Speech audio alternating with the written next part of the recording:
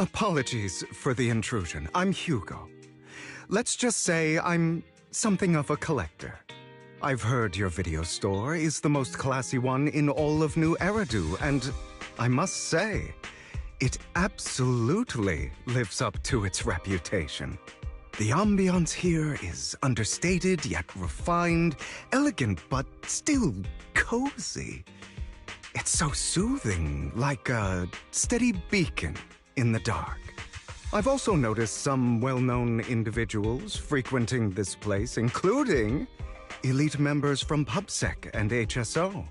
Your achievements at such a young age truly impress me. You've got away with words. Yep, exactly what you said. Trust me, I'm being honest. I do find your store quite special. So, I guess the rumors about this place are true. Children of devils. What are you talking about? I'm not following. Am I imagining it? Or do you seem really nervous all of a sudden? Children of Devils is an old movie I've been searching for, but it's so niche I can't find a copy in good condition. Or perhaps, did this movie remind you of something else? You're imagining it. I'm just surprised there's a movie we haven't heard of. No worries. Like I said, this movie is rather niche. Despite the word devil in the title, it's actually about vampires. I'm sure you already know. Vampires were a popular fictional concept back in the old civilization. Typically, they are pale-skinned, well-dressed, exuding a mysterious and dangerous aura. But beneath their immaculate facade lie lethal fangs for draining human blood.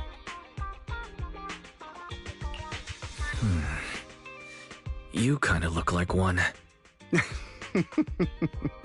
I'll take that as a compliment. Too bad vampires don't actually exist in New Eridu. Oh, and I don't feast on human blood. In fact, if anything, I'm hypoglycemic. Anyway, back to the movie. It's about a man who unwillingly turned into a vampire and after years of plotting, finally kills his evil father and ultimately dies in the process.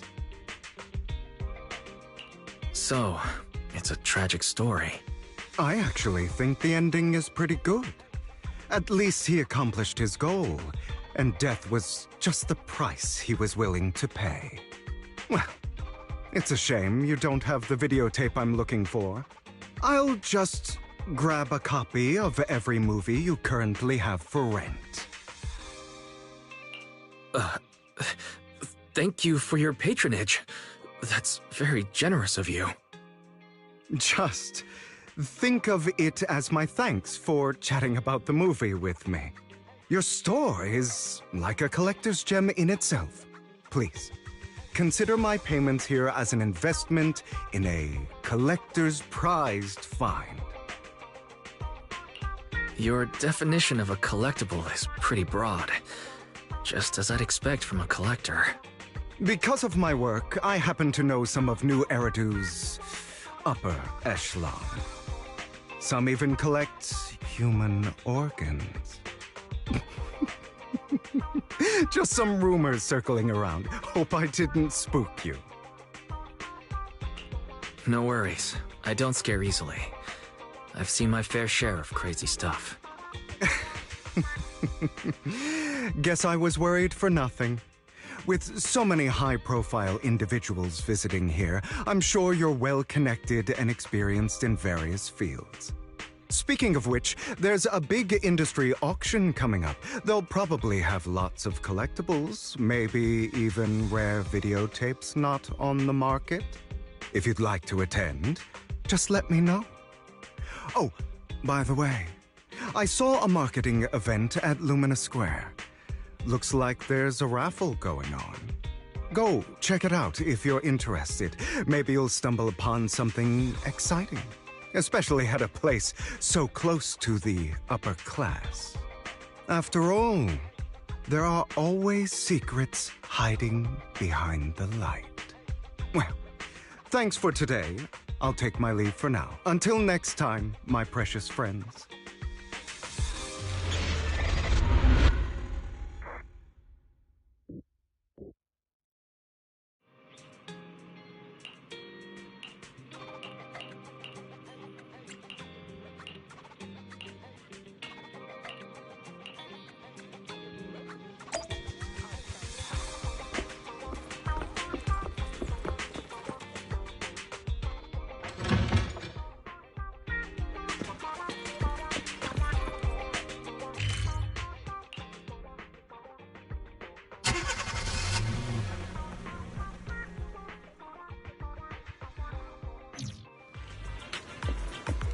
You there! Why not come try your luck? All sorts of prizes are waiting.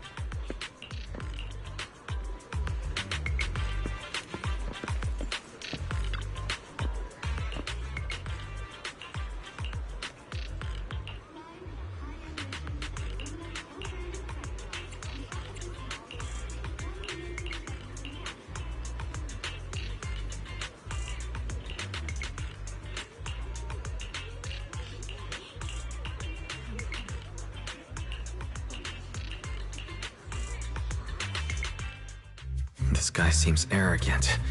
Maybe I should take a tougher approach with him. Quit the act. I've seen right through you.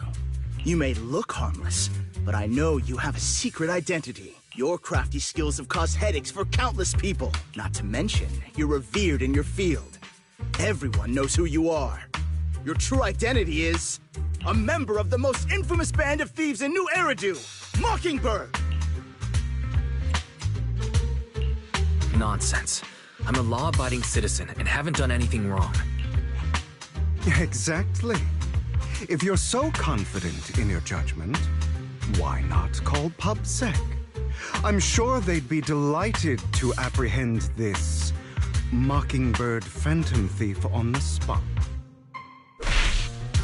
All right, jeez, I was just guessing. Forget it. Clearly, you have no idea who I am. I'm Curtis Ravenlock.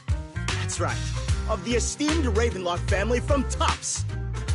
You'll face consequences for crossing me. You're an esteemed member of Tops.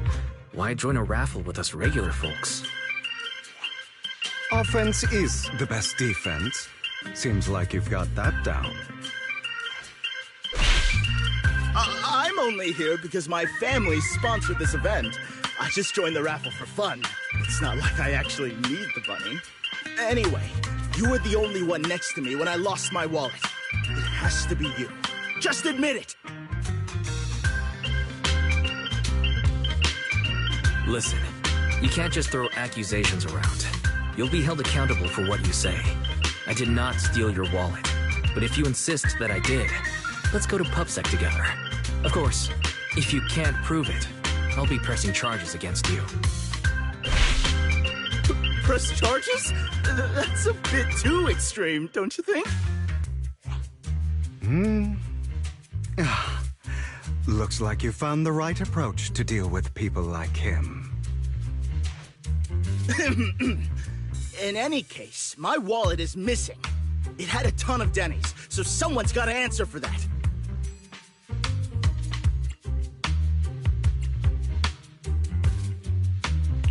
No one's responsible for your wallet except you.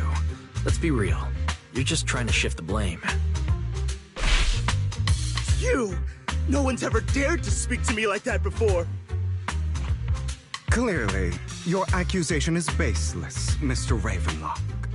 Your outfit, while elegant, shows unironed creases and noticeable signs of wear. You've likely worn it for a long time. Plus, the wet ink on your cuffs suggests that you rushed straight here from your workplace. Likely so you wouldn't miss today's raffle. All in all, it's clear you're not well off and quite careless. Chances are you lost your wallet yourself, and it probably didn't hold much cash. Is that why you jumped to accuse others? Hoping to leverage your family name to make a quick Denny? That's utter nonsense! Regardless, you owe this person an apology. Damn it! You'll regret this. Just you wait! I really, really hate it when innocent people are wrongfully accused. But it's all over now. I hope it didn't ruin your mood. Good thing you're here. Otherwise, that guy would have kept arguing forever. I didn't really do anything. You outsmarted him all on your own. It's a relief to see him get what he deserves. He should have known what would happen the moment he falsely accused you. People like that should have a taste of their own medicine. That sounds fair to me. Unfortunately, we don't usually see such fairness in our world, do we? That's why sometimes I don't mind resorting to unconventional methods to right the wrongs. You seem to be implying something. Don't tell me... A good movie never spoils its ending. But feel free to speculate. Anyway, it was nice running into you. Please, accept this raffle ticket to mark the occasion. May it keep you away from shady people and situations and bring you good fortune.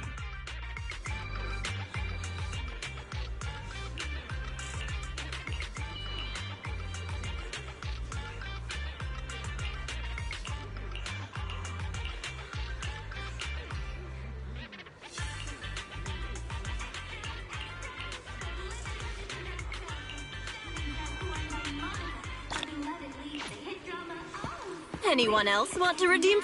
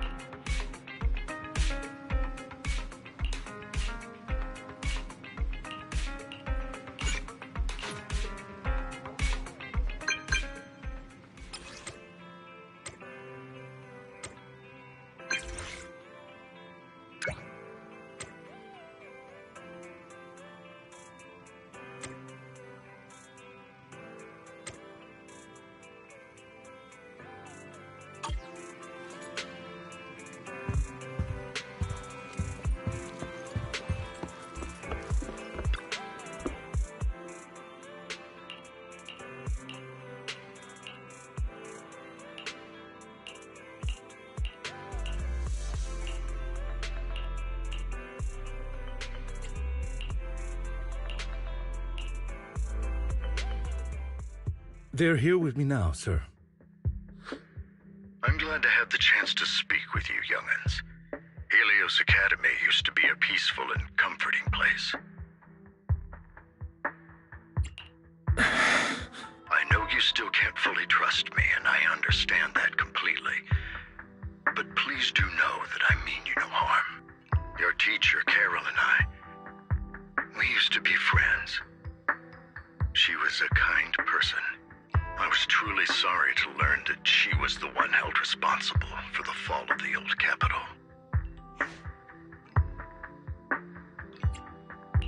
She was innocent. There must be something else behind it. I hope so too. It's just that the fall of the old capital still weighs heavily on us all. But I believe you just got caught up in all of this. I'm sorry for what you've been through over the years. It must be tough. One day, we'll find the evidence to clear her name. Then I sincerely wish you success. The real reason I reached out to you is to tell you something very important. Something about your eyes. I stumbled upon some of the data Kara left behind. She spent much of her time studying ways to minimize the side effects of your eye implants. Teacher. She was always looking out for us. Yes, which is why I believe this was her final wish. As her friend, I want to see it through. Simply put, your eye implants are directly linked to your brain, and their functionality depends on your body's limits. As a result, the HDD system takes up a part of your body's capacity. This leads to certain issues, the most notable being that it suppresses your innate ether aptitude. I brought in a team of specialists to analyze Carol's data samples, and after some effort, they created a plan to upgrade the HDD system. After the upgrade, the HDD system will operate with significantly reduced power consumption, allowing for a substantial boost in your ether aptitude, or rather, a restoration to its original level. Do you mean that once the HDD upgrade is done, we'll be able to enter the hollows ourselves without EOS? Exactly. You'll likely experience some discomfort at first, but you'll get used to it over time. I'll have the specialists from Marcel Group continue monitoring your physical condition to reduce the burden on your body and help restore your ether aptitude more effectively. Are you really giving us such advanced technology for free? Feels like there's gotta be some kind of catch. Besides, you must have known about us for a while. So why wait until now? I'm not asking for anything in return. As for why I didn't reach out sooner, truth is, from what I've learned, your eyes possess even greater power. Perhaps the power within you could affect all of New Eridu. But you must understand, power is a double-edged sword. It can be used against enemies or allies. As the mayor of New Eridu, I must ensure everyone's safety. So I hope you'll forgive my caution. I'd been observing you for some time. That said, I'm confident to say that everyone at Victoria Housekeeping speaks highly of you. Miss Bell and Mr. Wise are both kind and honorable individuals. I believe they'll use their power for the right cause. Yeah, they're both good people. Thank you for your kind words. Even though we have no idea what this power is. You're not just making it up to get our hopes up, are you? Of course not. It's just that I don't have much information right now. I'll let you know as soon as I do. Well then, I'll let Lycon assist you with upgrading the HDD system. Rest assured he'll guide you through everything. You should be able to follow him with your knowledge. If you would follow me.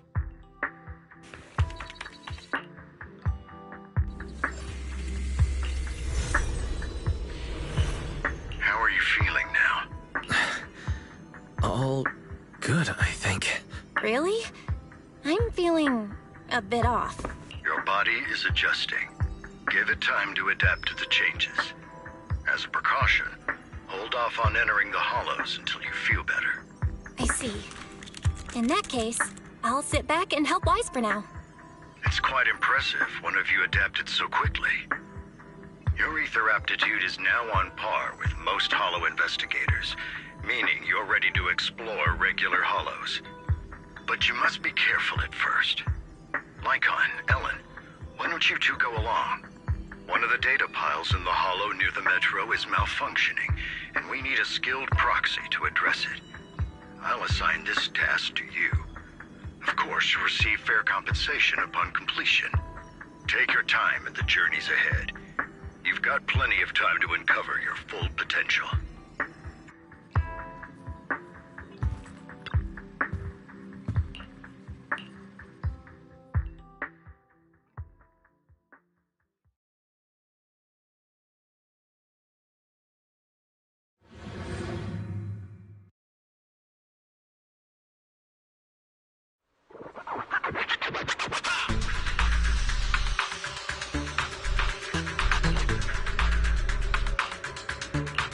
Master Proxy, the data pile that the mayor mentioned is in this direction.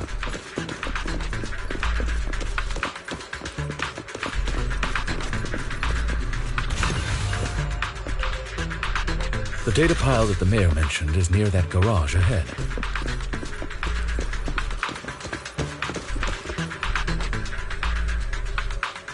What a pain. There's nowhere else to go.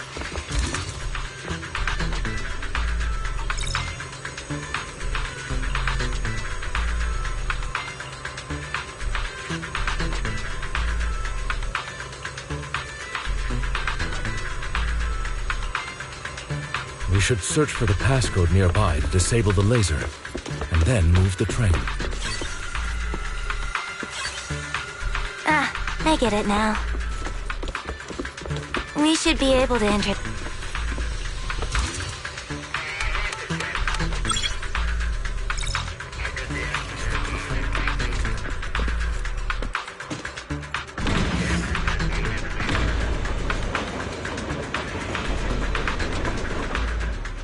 How are you feeling now, Master Proxy? Not good. I feel like I'm gonna pass out. Glad to see you're well enough to crack jokes. If you feel any discomfort, please let us know at once. Yeah, I'll carry you on my back if needed. Well, that won't be necessary. You've always had a sharp mind, and now you've got the muscles to match. Thanks for the compliment. No, I was just thinking. When will you pick up some fighting skills? If you can fight, you can handle things in the hollow all on your own. That'd be pretty neat.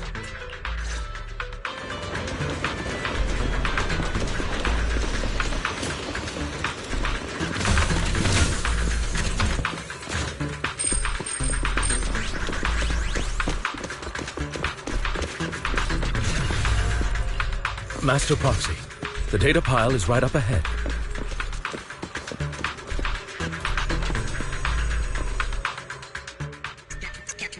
Worry not, Master Proxy. We'll ensure your safety. Thank you. Sorry. I still need you guys to protect me. Seems like I'll need to work harder. Roxy, you don't need to push yourself so hard.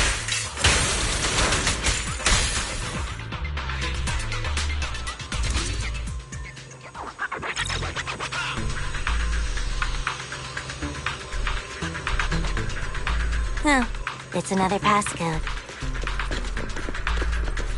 We should be able to find the passcode nearby. Let's keep an eye out for it.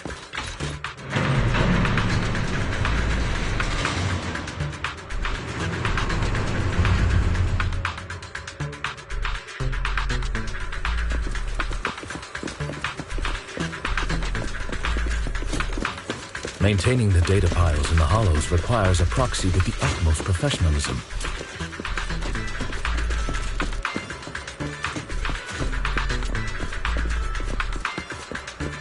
It is Victoria Housekeeping's honor to maintain a...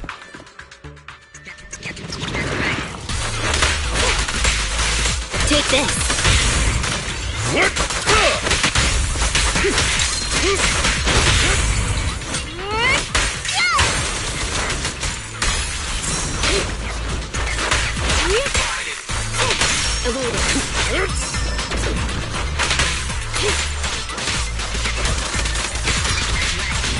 Ellen, switch up.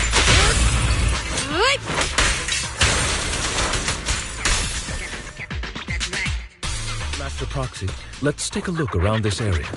We might be able to find clues.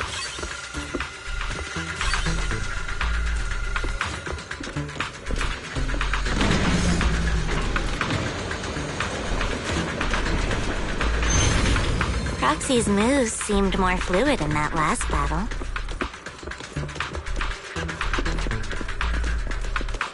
Master Proxy, this should be the second passcode.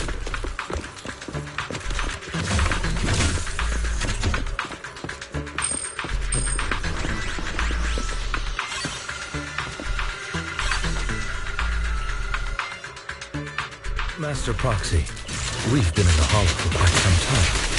How are you feeling?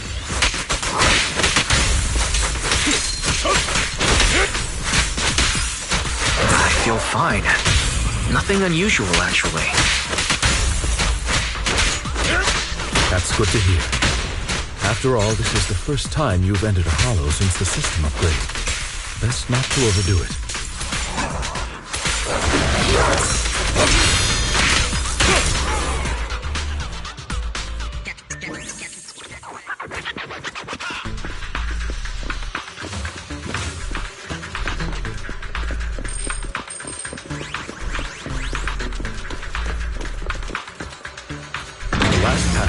here.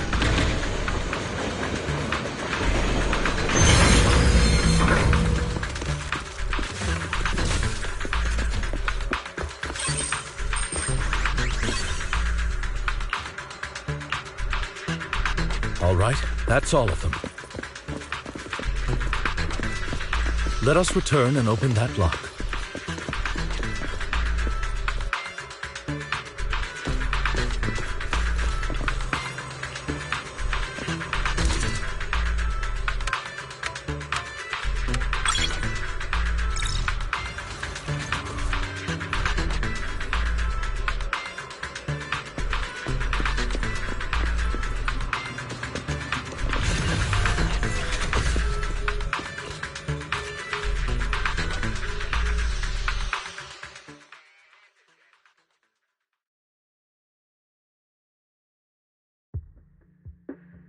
The mission was a success, sir.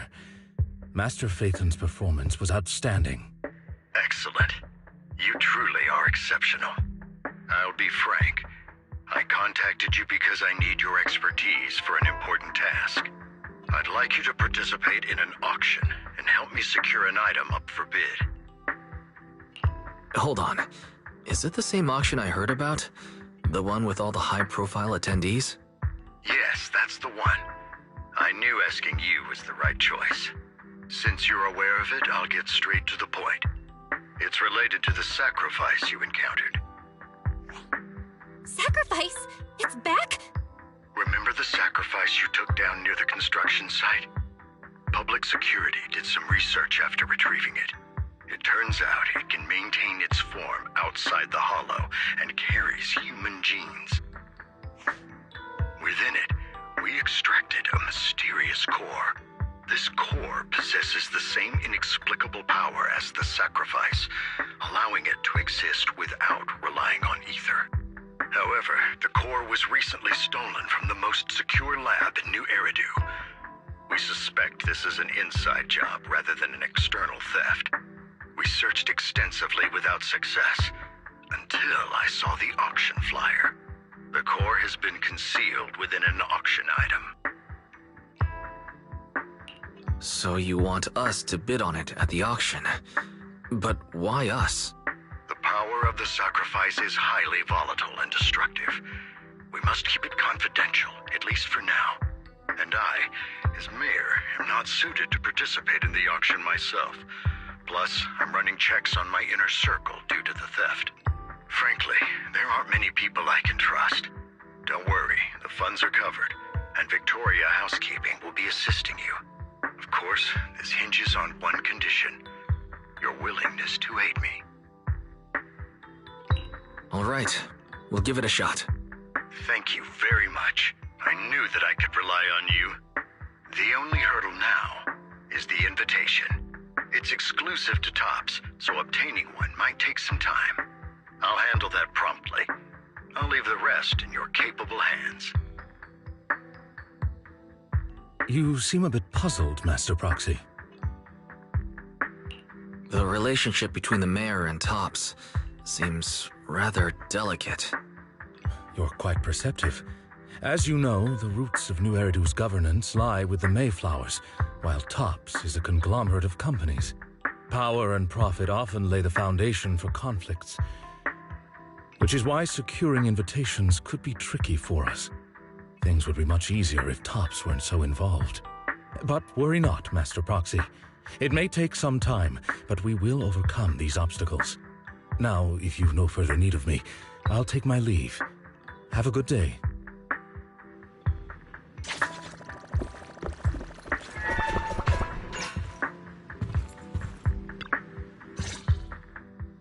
Didn't that collector Hugo mention if we wanted to attend the auction, we could give him a call? But he didn't leave us his contact information.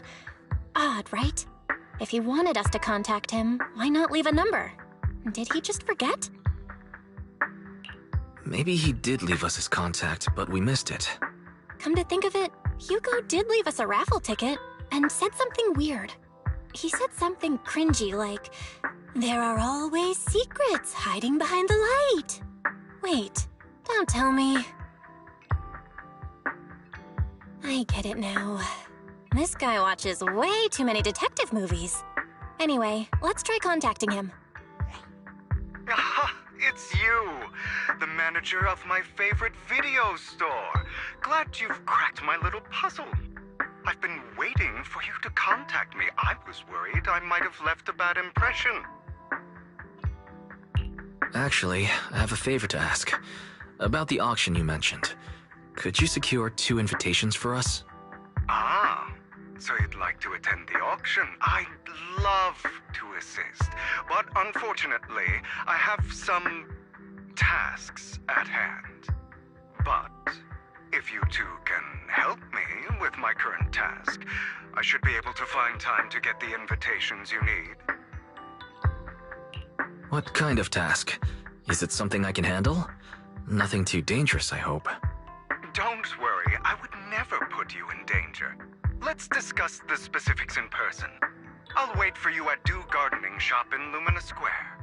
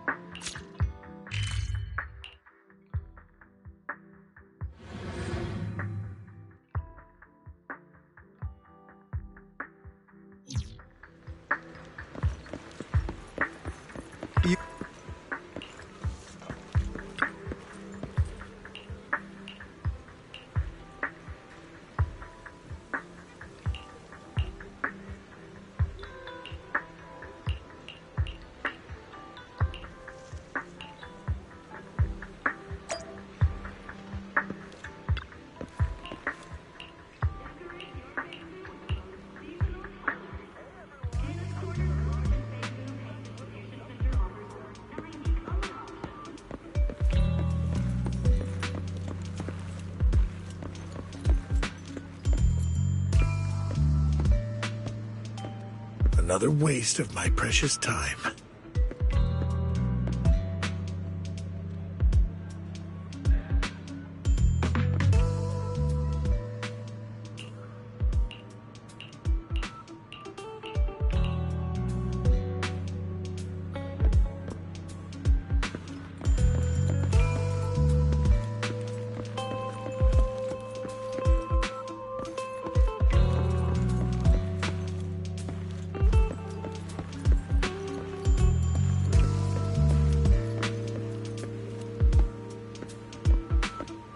This time, I'll lead the family back to the top.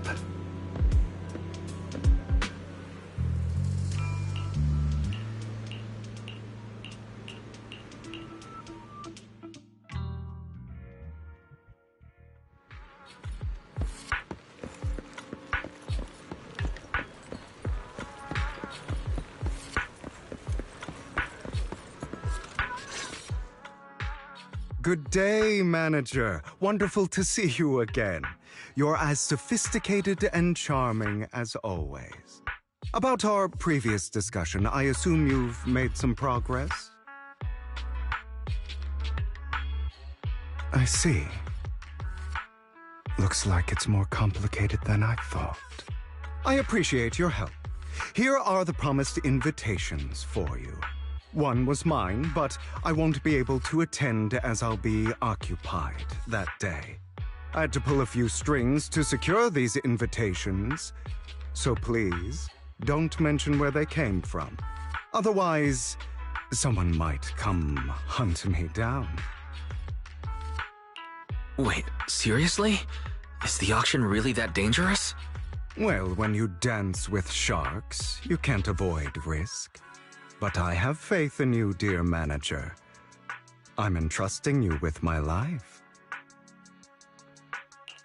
Don't worry, my lips are sealed. And so are my sisters. I've been meaning to say, you're so close with your sibling. I'm kind of jealous. What's your view on family ties, manager? It's a bond you can count on. Like, no matter what happens, Belle and I have each other's backs. That's the exact kind of answer I expected from you. How lovely. I once had a half-sister. Different mothers. Had? You didn't have a fallout over some big argument, did you? No, we never argued. I would like to try, but it's too late. She's been gone so long. I can barely remember her face. I'm sorry. I didn't realize it was a sensitive topic. My condolences. It's okay. I brought it up first, and it was ages ago. Anyway, back to what we were saying. It's highly likely that Hartman will be at the auction as well. As you know, while he's the rightful heir to the Ravenlock family, he keeps many secrets. Should you cross paths with him in the future, be cautious. He's sitting up on his high horse looking down on everyone else, and he'll do whatever it takes to get more power. I hope these upper-class people eventually face the punishment they deserve. Too bad the scales of fate lean one way or another. Unless someone steps in to tip them back. I digress. That's all for today. I have some errands to attend to, so I'll take my leave. Have fun at the auction.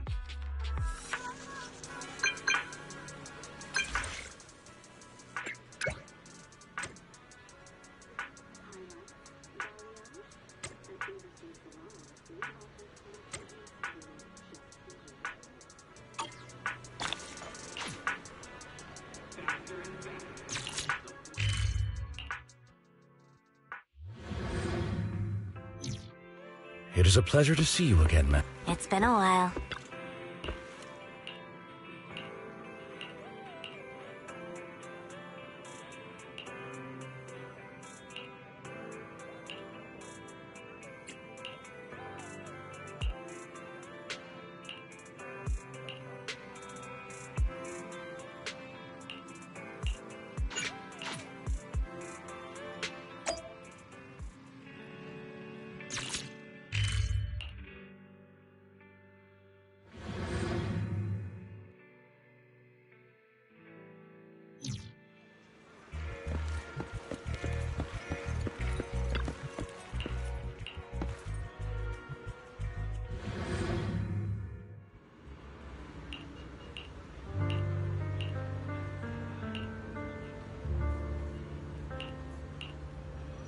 Lies. Deception. Betrayal. I see swirling mist, shrouding the truth in a deep, enigmatic haze. Found you. Chosen one.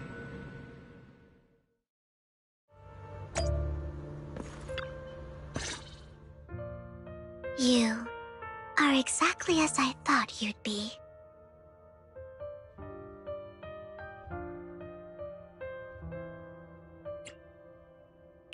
Chosen one? What's that?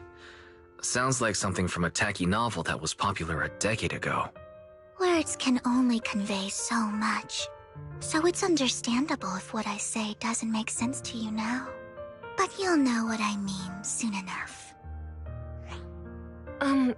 Young lady, I know you might think I'm lying, but I'm telling the truth. That item was my late husband's keepsake, and I had to pawn it due to financial difficulties. But I can't bear to see it auctioned away to who knows where. I'd never be able to get it back. Please help me bid for it. There's a hidden flaw in that item. If you point it out during inspection, it will be withdrawn from the auction and returned to the pawn shop. That way you won't have to pay for it.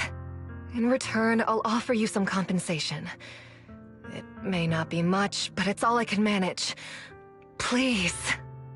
Mom, please don't cry. Your story might be genuine, but your intention is not.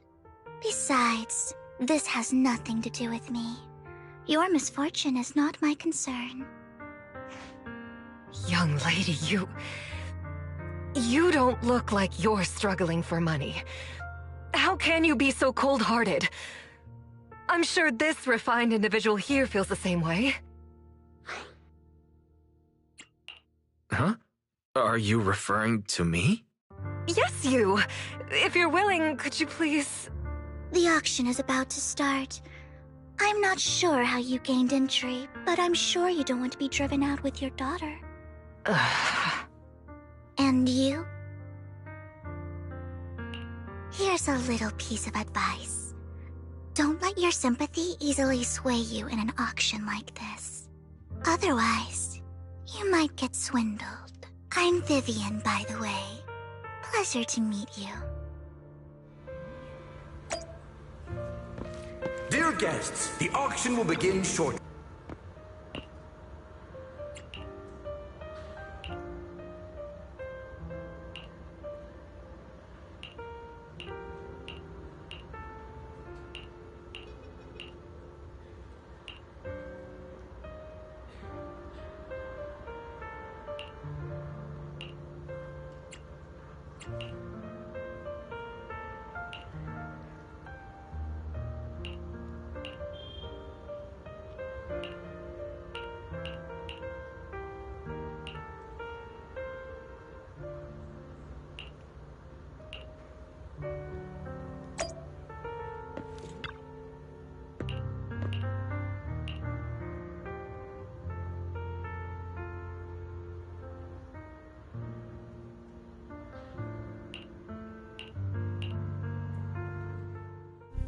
He may be from the Ravenlock family, but he's been entering the lottery in secret. His financial situation might not be too great right now. Ugh, what rotten luck. I didn't expect to see you here. I won't back down this time.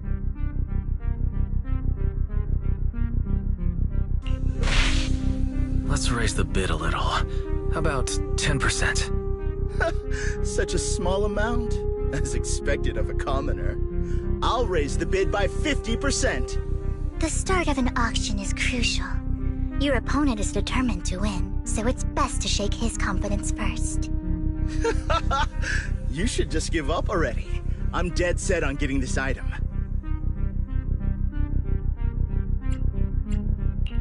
Good luck to you.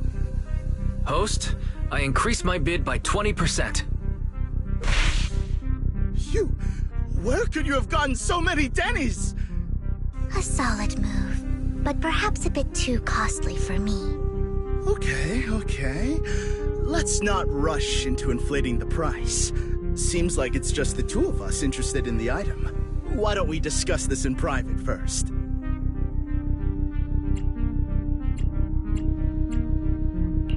No matter what, I won't back down.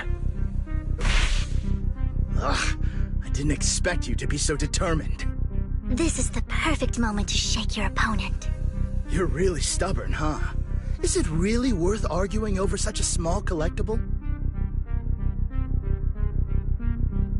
That's right. The Denny's in our pocket is our biggest advantage. Host, I'm raising the bid. The price is way more than it's worth. Forget it, I'm out. It's a bit overpriced, but it's still acceptable. Regardless, congratulations on your winning bid. Though in my opinion, its aesthetic style is a bit ahead of its time. But as long as you like it, that's what matters. After all, the true value of art is in the love people invest in it. The next item is truly exceptional. The final creation of a legendary artist, the only one of its kind in all of New Eridu. The artist's tale is quite fascinating. Unrecognized during his lifetime, his works were discovered by art collectors after his death and became hugely popular. Because of this, authentic works are few and far between, making each one incredibly precious. And this stunning final piece, anyone who loves his work won't want to miss it. Without further ado, let's get started! Starting bid, 200 million Denny's! If I can get it for under 500 million, I can still turn a profit. 300 million! If I'm not mistaken, Wise, Isn't that the item the woman asked Vivian to bid on? Yeah, that's the one. If our budget allows, perhaps we should. 1 billion. Even if his final piece is a collectible of this quality, starting at $1 billion right off the bat. Since she doesn't have to earn her own money, any bid is just a number to her. Was that Vivian? Wow, she just said, "Don't let your sympathy sway you," then went ahead and bid anyways. Yeah, but she can literally afford not to take her own advice. Oh, this elegantly dressed lady certainly has refined taste and deep pockets. So, is anyone ready to challenge this young lady? Invest in the legacy of a talented artist who left us too soon. Its value could double in the future. I'd advise against it. I'm going to bid on this no matter the price tonight. This young lady is certainly very confident. Our time is almost up at $1 billion. Going once, going twice, going 3 times. Sold for $1 billion. All right, ladies and gentlemen, that concludes the first half of the auction. Please feel free to unwind in the lounge for a bit, as more treasures await in the second half.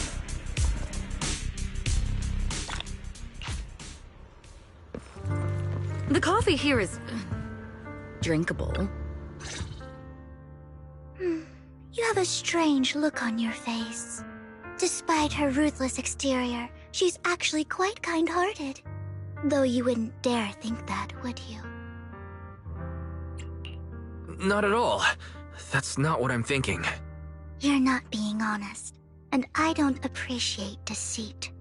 Just to clarify, I didn't assist that woman out of kindness, nor do I plan on giving up the item I just purchased, because it's nothing more than a common scam. A scam? So you're saying that woman is a fraudster? They'll tell you a tragic story, begging you to help bid on a collectible at a high price. They promise a reward and guarantee the item will be withdrawn from the auction, so you think you won't have to pay anything. But the reality is, once you bid, the deal is done. No going back, and you end up shelling out a hefty sum for something worthless. So why did you still bid on the item? I really enjoyed the story of that legendary artist. Art, at its essence, sells stories, doesn't it? I'm willing to pay the price for the stories I choose. That's another lie. Looks like you believed me. Okay, you got me again. Let me give you another piece of advice. Appearances can be deceiving. People often mask their true intentions. Sometimes, what you can't see is the real truth. I hope next time you'll accept my invitation, and not that of these pretenders. I'll see you soon, my friend of many secrets.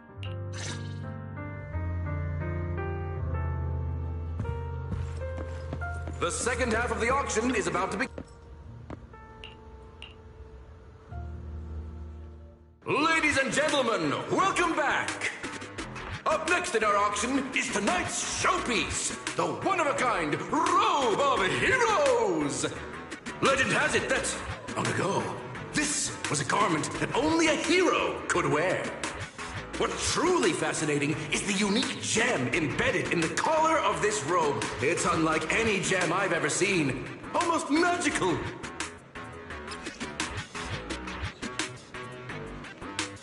Wise, that gem's probably what we're looking for. Such an important item, yet it's just there on a piece of clothing, completely unprotected. How gaudy. This auction sure is busy. There's people of all sorts, whether they belong or not. Robe of Heroes. What a tacky name. Nonetheless, I'll secure it. In the name of the Ravenlock family.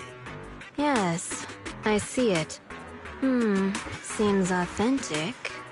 Of course, I'll keep an eye on it. I didn't expect this to drag on so long. I believe there is no meaning in continuing this senseless bidding war. Frankly, wasting time irks me more than squandering money. So, my friend, let's cut to the chase. What did you have in mind? This man is pretty shrewd. Maybe I should match his energy.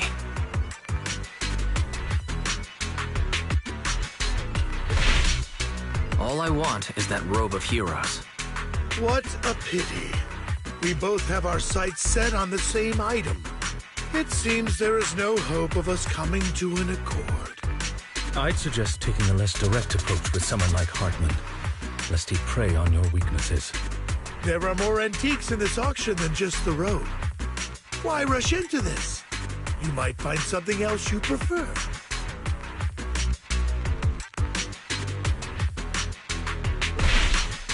I'm not a collector, so I'm not into antiques. In that case, how about we strike a deal?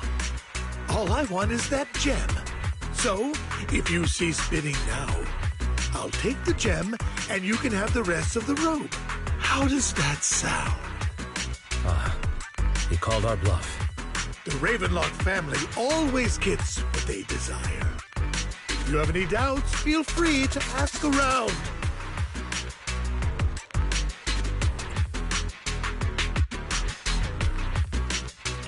What a coincidence. I, too, always get what I want. You're quite confident. You know when to stand your ground. Well done. My time is valuable, my friend.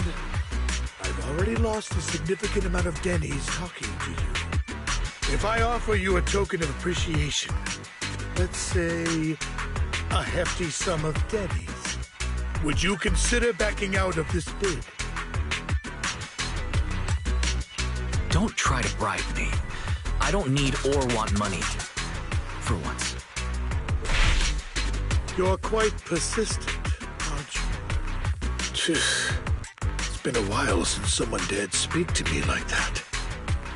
All right, since I can't sway you, we'll have to settle this with our financial power. But let me be clear.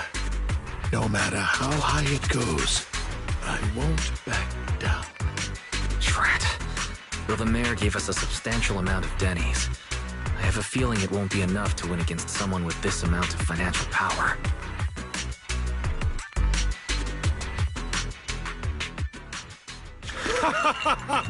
Thank you, everyone. It appears I'm the final winner of this auction after all. Well, I'll be taking this masterpiece with me. Of course. I must extend my sincere gratitude to all of you. Damn it, we almost won! Ugh, Denny grabbing jerks. I got a message from Hugo. He wants us to... Look up? What happened? Why'd the lights go out?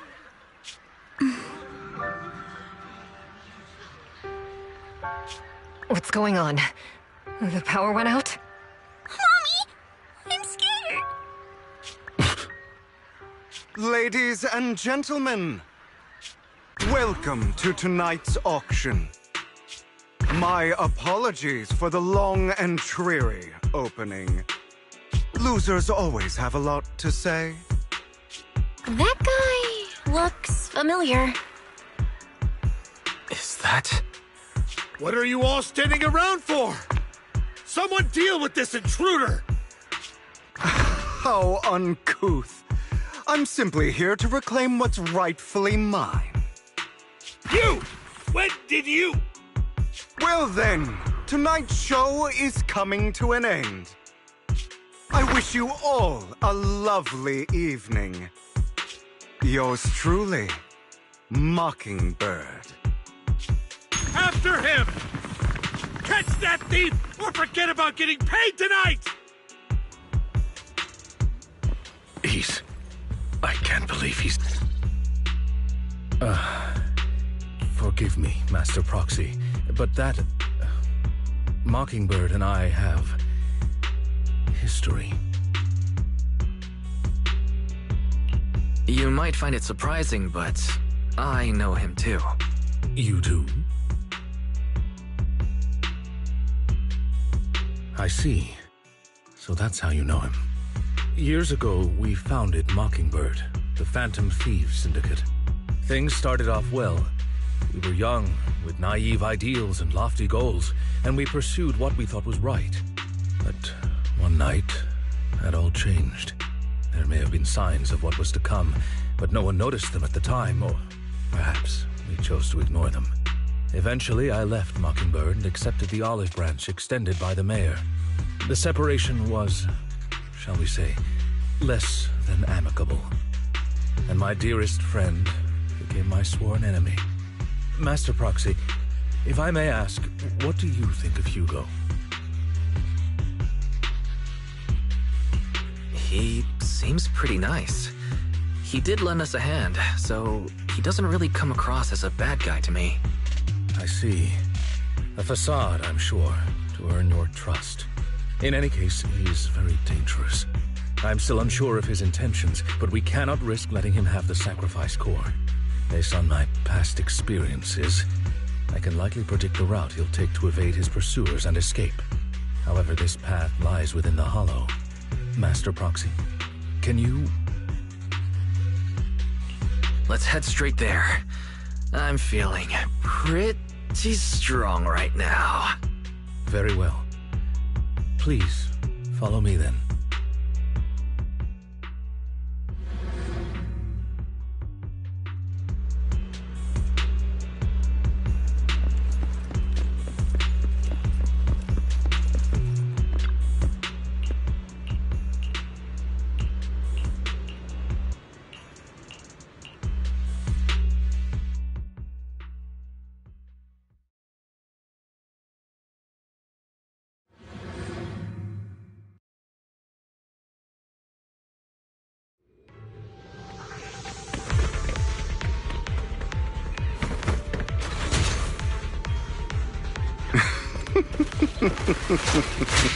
As I thought, Hugo really is here. When we were still working together, he would often choose routes that were difficult to attack, yet easy to defend.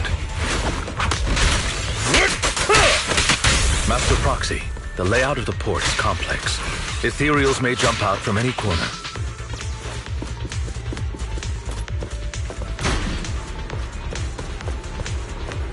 Do be extra careful.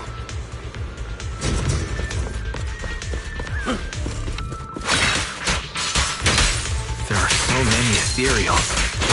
They don't seem to be phasing him at all.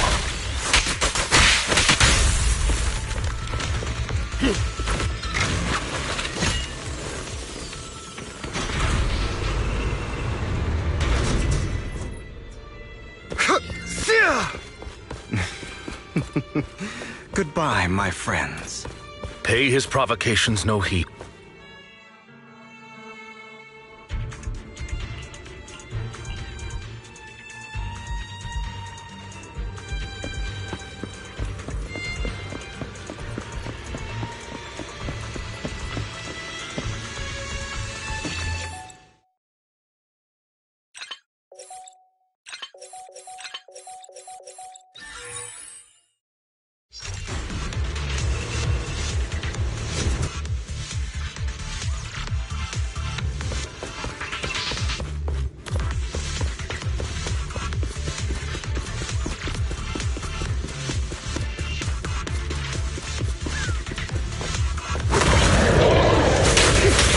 Careful, or you'll get hurt. I'm not going to let you have your way. Master Proxy, that's one of Hugo's weapons. Make sure to avoid it.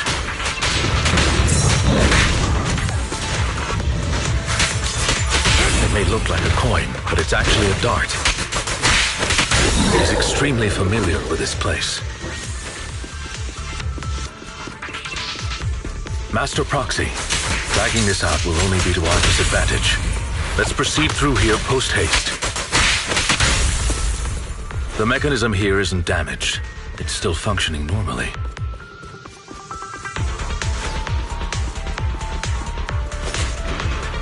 Something's not right.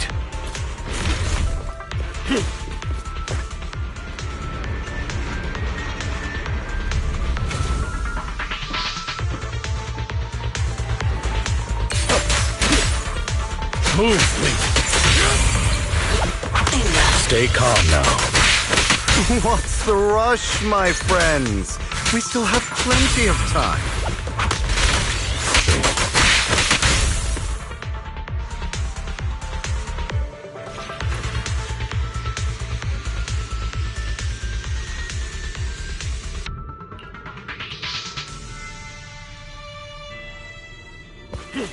This must be the right way. Not to worry, Master Proxy. We'll be able to catch up to him soon.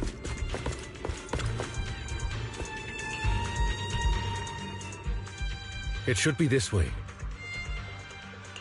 Are they from the auction? No, they shouldn't be able to track Hugo here. They're likely just hollow raiders.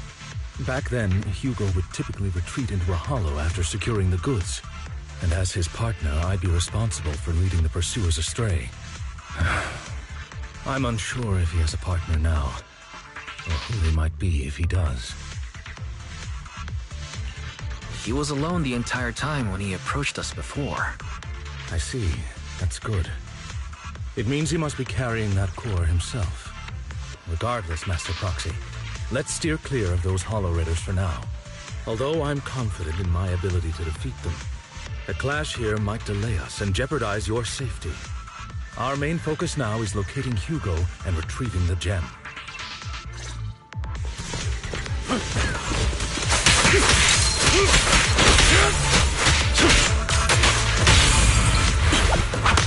Stay calm now. He should be nearby.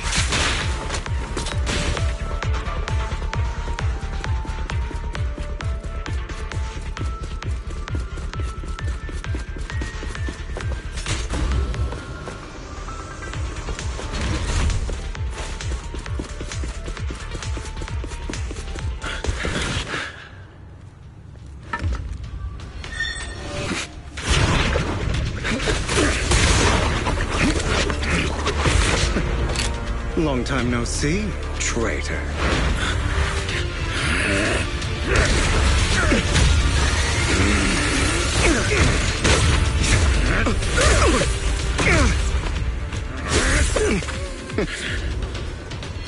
It was you who broke the oath, not me. You haven't changed, pompous and self-righteous.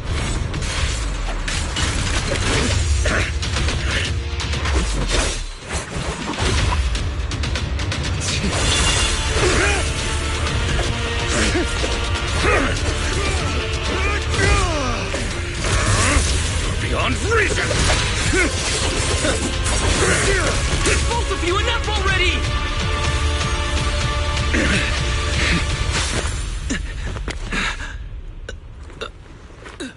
Master Proxy.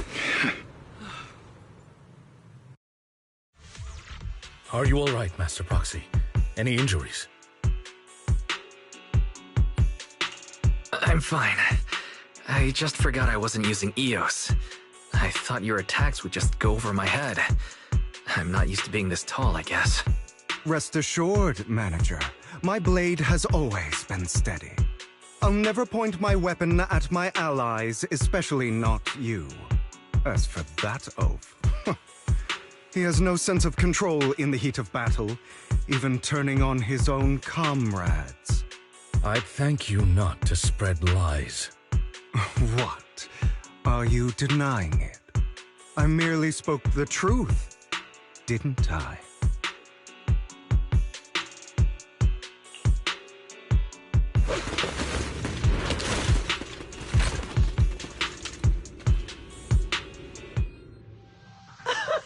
Thought we were in for a tough day, but it seems we struck gold in the end. If you value your lives, you better hand over all your etheric resources and any other valuables you've got. I have no conflict with you, gentlemen. I'm here for personal reasons, not to mine ether resources. Cut the crap. It's been a rough day, and we need something to make it right. Whatever your business is, pay your dough or bite the dust. Pay our dough? This is the Hollow. You're not claiming this Hollow as your own, are you? Not even the current mayor of New Eridu would dare to make that assertion. Am I correct, Mr. Mayflower Watchdog? You sure have a mouth on you, pretty boy. Don't push it. We've buried idiots like you in the Hollow before, and soon you'll be joining them. I'd urge you to reconsider. Huh? Unfortunately, your kind advice has come too late. They've already worn my patience thin. Oh, help me! Scared? Then perhaps you should think twice before you act. You've made your bed. Now lie in it. Sorry! I'm so sorry! Please have mercy! Spare us! We won't do it again! Are you quite done blowing off steam? Don't kill them. I'll hand them over to public security once we're out of... Who do you think you are to tell me what to do? They weren't planning to show you any mercy, yet you forgive them so easily. You haven't changed at all over the years, Lycon. To hell with you and your foolish fantasies of being some almighty savior. Haven't you learned your lesson from what happened with your eye and legs? My principles remain unshaken. No one has the right to take another's life. Sinners deserve punishment. Do you know how many lives they've taken? I'm merely delivering the justice the world needs. It is not our place to pass judgment. I know I will not sway you. There's no point in continuing this argument. I will stop you. I always will. Go ahead and try. I will defeat you. I always will. Be prepared to kneel before me, traitor. Talk too much.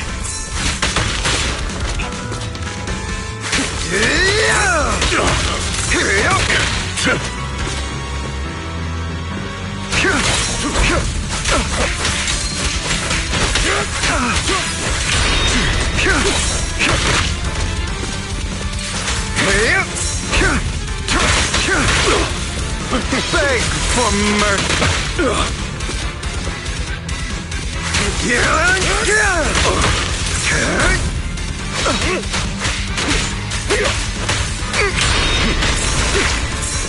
Is that all?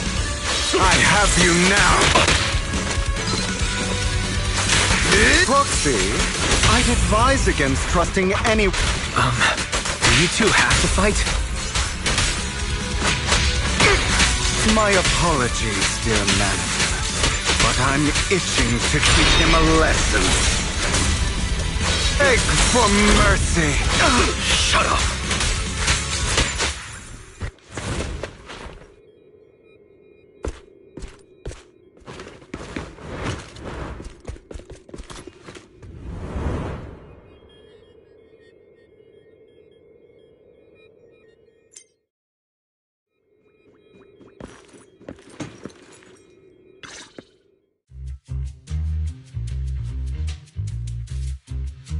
Worry not.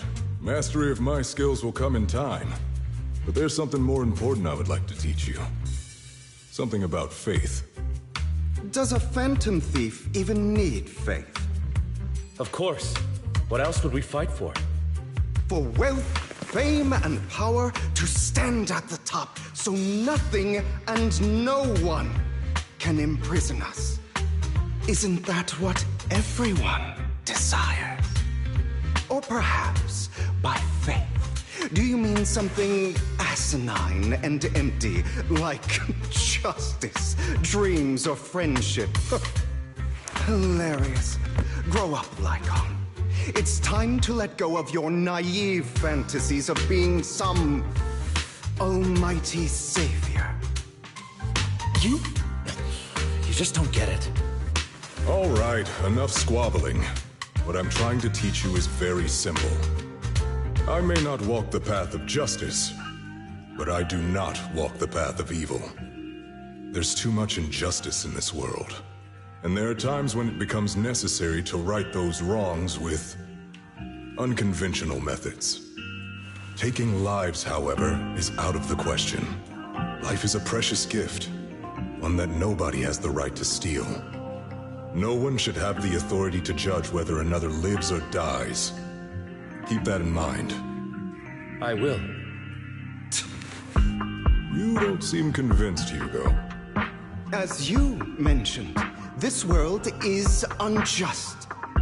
That's why we must strive to bring fairness to this world. Those who cause harm should face consequences, just as those who take lives should. But not all lives hold the same value. Sometimes, you may need to eliminate one if it means saving more.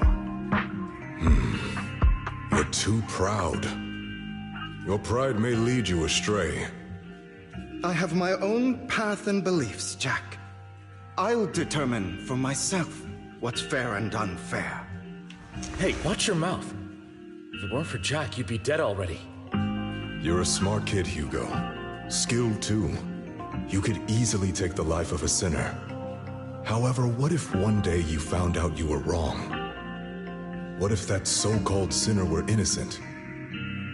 Could you bring them back to life? I wouldn't make that mistake. To err is human.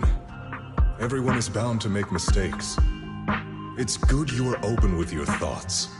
I just don't want your troubled past to weigh you down. Because your hatred doesn't define you. It only eats away at you.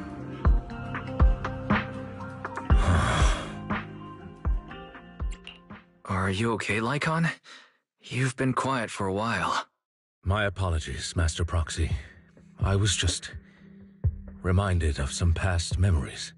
Before Hugo and I founded Mockingbird, we had a mentor, Jack. He took us under his wing when we were in dire straits, imparting his skills and life lessons. But Hugo didn't agree with his viewpoints. Perhaps our paths were always fated to diverge.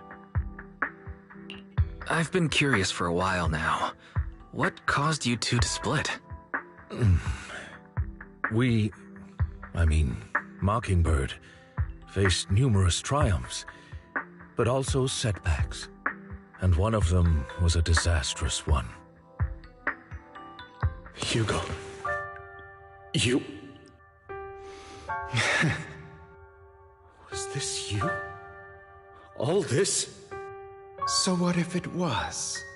Have you gone crazy? Have you been planning this all along? You'd bury all these lives in the name of vengeance? They deserve to die. Especially my so-called father. I should have killed him a long time ago. A really long time ago. You know what, Lycon? There's some people whose only purpose in life is to bring more suffering into this world. Sometimes murder is what brings justice back into this world. And for that, I must stain these hands in blood. Enough! I can't trust anything you say anymore. I'm leaving Mockingbird, now! Where are you going? Anywhere. Someone from the Mayflowers got in touch with me before. Are you mad? You know what those hypocrites in city administration are like. They're no different from tops. We fought them together all this time, and now you're leaving to serve as their lapdog. Are you going to turn your back on Mockingbird? Turn your back on me. The mayor is different from the others. But it doesn't matter. I'm not going to even try convincing you. As your friend, I'll give you one last piece of advice. Please, stop here. Otherwise, the day will come where your hatred and ambition will consume you.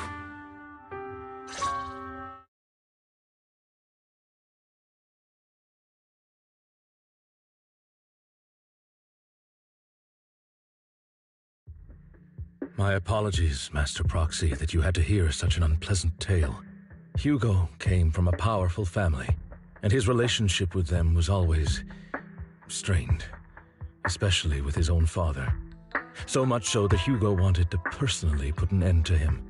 After shouldering a mountain of injustice, Hugo ran away from home. That's when Jack and I met him. And that setback that Mockingbird suffered turned out to be intimately connected to his family. I had thought it was just a normal mission, when in fact he was plotting revenge. He took advantage of me and everyone else there. I do not mean to pass judgment on him and his decision, but I refuse to accept a partner who is willing to trample over other people's lives for their own desires. Perhaps his family left a mark on him that continues to influence him to this day. In any case, Hugo still has the sacrifice core. We should contact the mayor to plan our next moves. A pleasure to speak with you again. Lycon has already filled me in on Mockingbird stealing the sacrifice core. I'll deal with it. Anything else we can do to help? I mean, we didn't manage to complete our mission. No. You've done well. It's just not appropriate for you to get involved in what's to come. We've been through far more dangerous situations. Plus, we've dealt with Mr. Mockingbird before, so maybe we could help you. Really, I appreciate your kindness. It's just...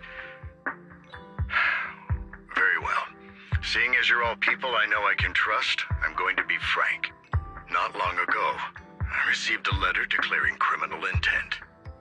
Sir.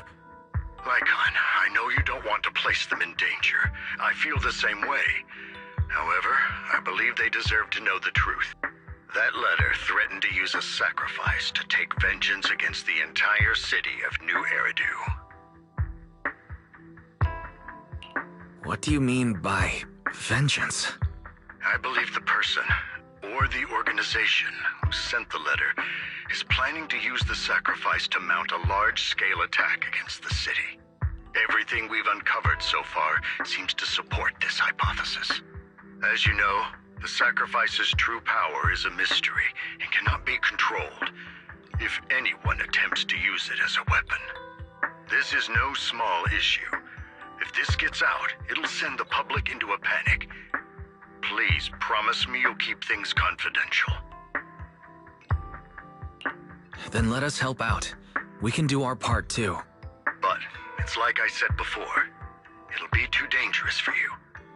Whichever way you look at it, you're still citizens of New Eridu, and as mayor, it's my duty to protect you. Plus, Carol would be furious with me if I put you in danger. If she were still around. Anyway, I'm not at liberty to discuss this matter any further. Please rest assured that we will handle things properly as the administrative authority of New Eridu. That's right. Master Proxy, please trust us. So that'll be all for today. Goodbye for now.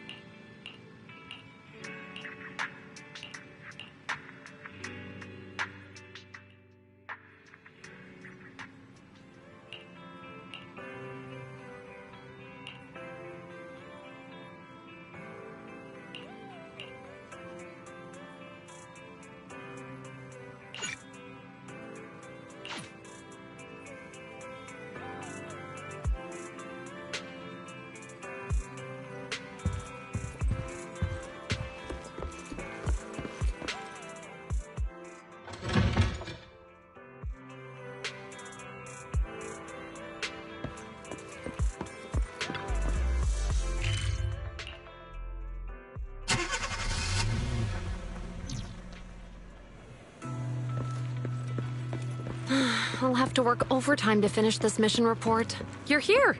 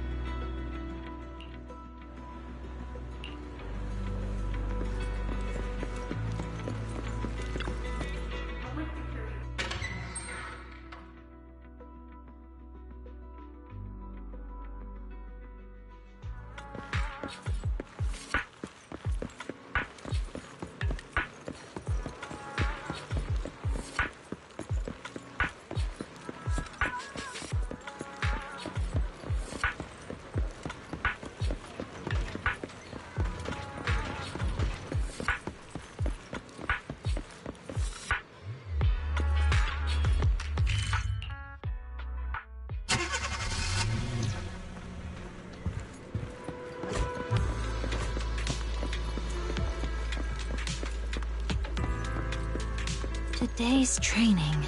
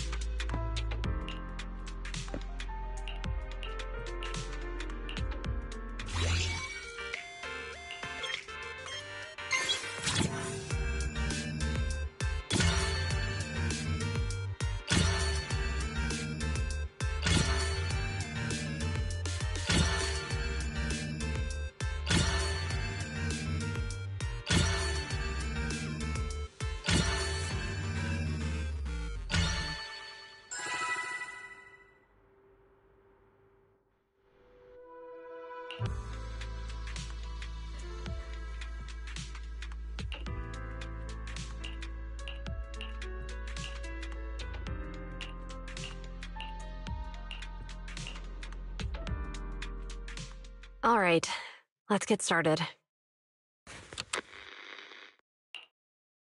I'm probably not getting out of this hollow, but at least this tape recorder still works. Let's say these are my last words. I gave away my anti-corruption equipment to save those civilians, so I'm not in good shape. Unfortunately, we came up against a horde of ethereals right after that. I rushed over to fight them off and tried to save the civilians, but in the thick of all the fighting, I turned back and realized that I was somehow alone. Nobody was behind me. Luckily, I managed to defeat the ethereals, but the wounds and corruption I sustained in doing so should be fatal. I don't mean to cast the blame at all here, and if any of my colleagues ever pick up this cassette, I hope that nobody is ever held accountable. It's just human nature. It's normal. I just have a few regrets. Oh, what's that over there?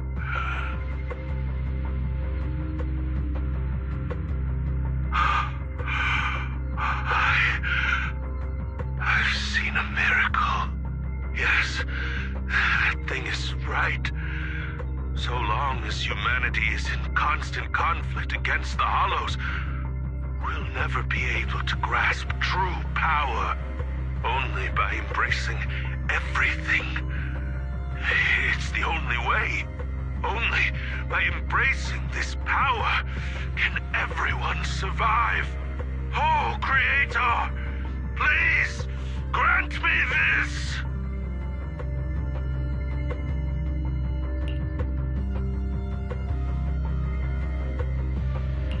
Are you okay, Julian? Don't be so down. Thanks. I'm okay. It's just... Even though we had our suspicions, now that everything is out in the open, I can't help but feel a little... Well, at least now I know the reason why he changed. What did Bringer see during the recording? Whatever it was, he called it a miracle. I saw the mission report from that incident.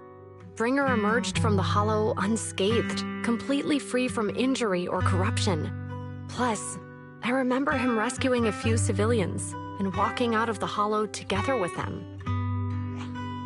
But if that's the case, then it's at odds with the audio we heard. Which one is the true version of events? It's possible that both are true. Like if Bringer actually met a real god that completely healed his body and helped him save the others. And that's why his mood changed so much. Why he started believing the Exaltists. Because he witnessed a miracle. That sounds like a reasonable speculation at this point. But it still exceeds the limits of what we know. In any case, it's a clue that ultimately points to the Exaltists. I'll keep pulling this thread and see where it leads.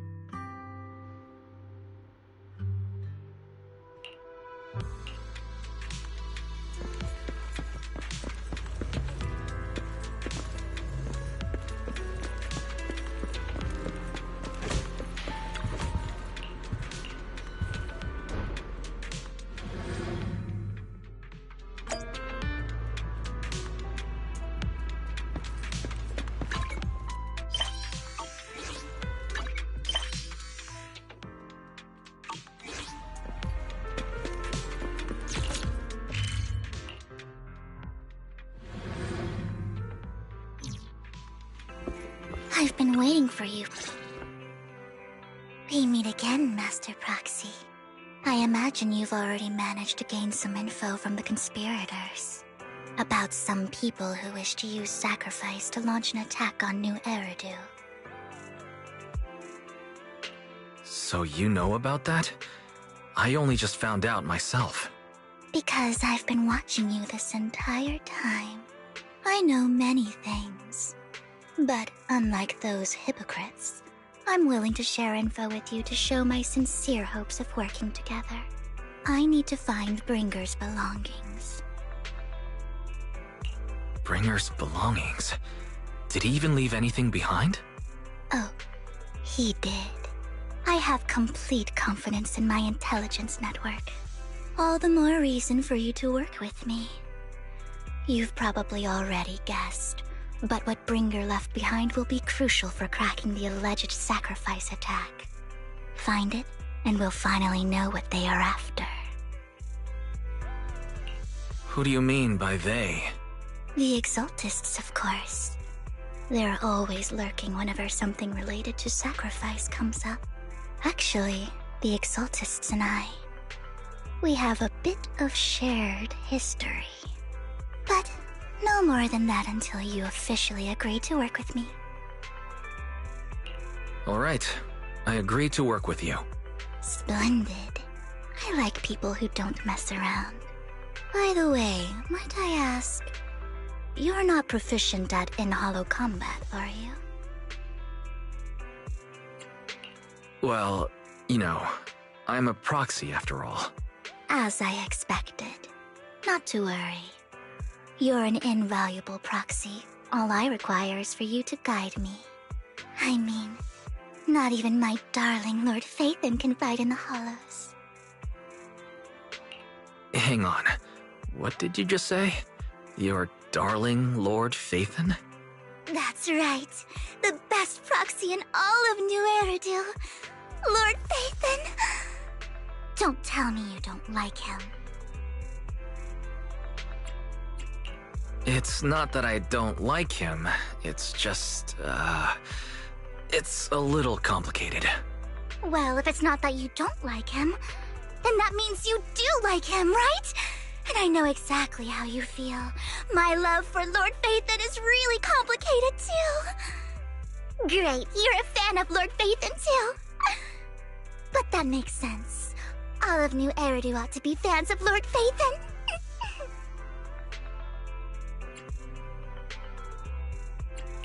Fine, you're right. I'm actually a fan of Lord Phaethon. Then we're fellow fans! Wonderful. I feel so much closer to you now.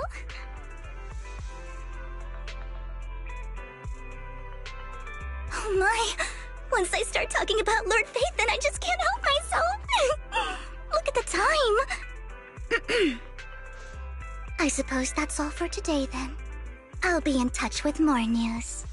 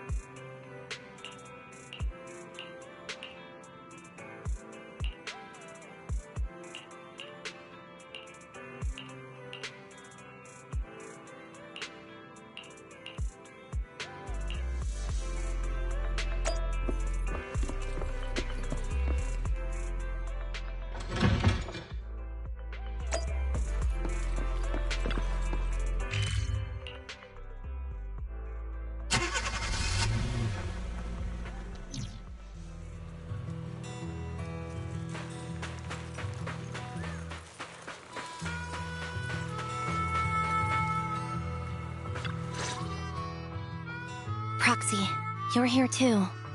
I didn't expect to run into you here. What are you two doing here? And still in that outfit, Ambi? I'm here to investigate that incident.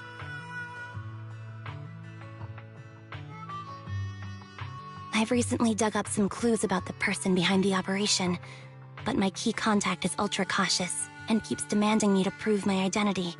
So, to gain her trust, I decided to meet her dressed like this. Now that everything is completely finished, this uniform doesn't really represent anything in particular. For me, it's just another outfit now. We all have to move on someday. I'm helping her. I want to make sure whoever's behind all this is caught. And who's this young lady? This is my friend, Vivian. We're here investigating a few things ourselves. Ambi, one of the Cunning Hair's most powerful members. And Trigger, an Opal Squad sniper. It's an honor to make your acquaintance. You know us? Looks like someone's done our homework. Is it because of the proxy? You two are practically celebrities. And because of my work, I've got loads of info when it comes to anyone with a name around New Eridu. I see. Seems you're handling your work well. Let's prepare to enter the Hollow. Unless you have any further questions, we'll be taking our leave now. You're going into a Hollow?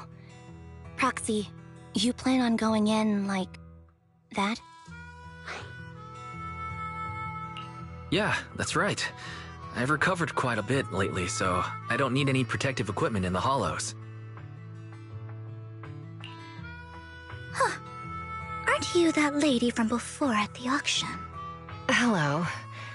I didn't expect to see you again, young lady.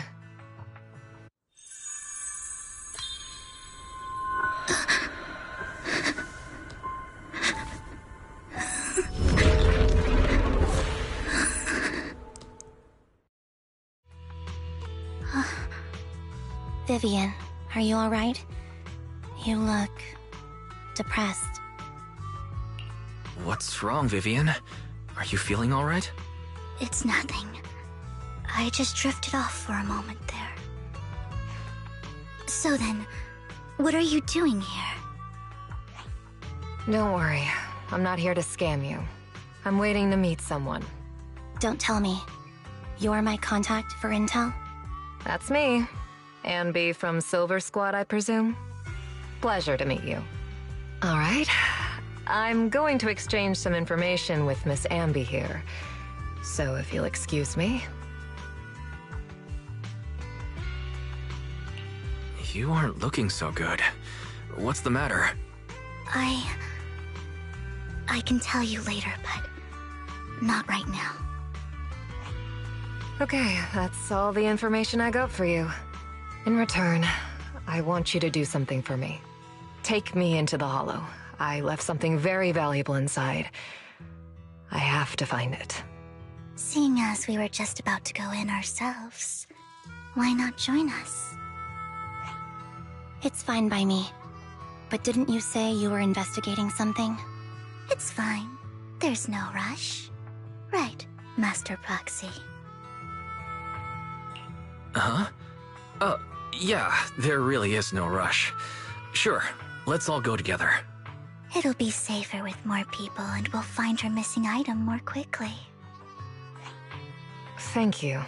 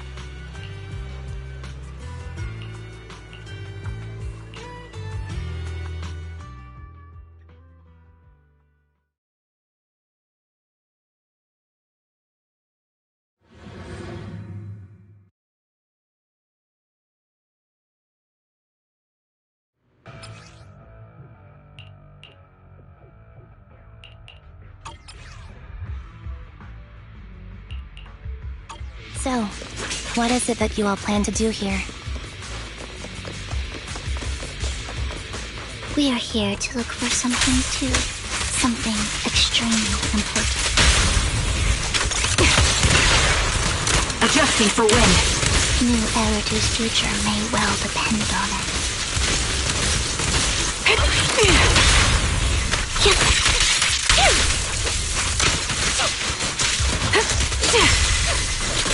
Recalibrating.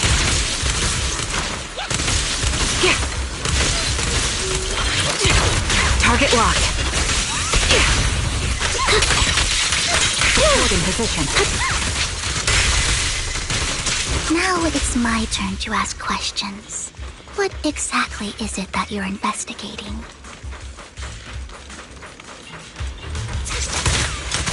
Ether vision acts. Since you're familiar with the name Silver, then you should know that it shouldn't exist anymore. I'll pierce right through. What I'm investigating has something to do with it.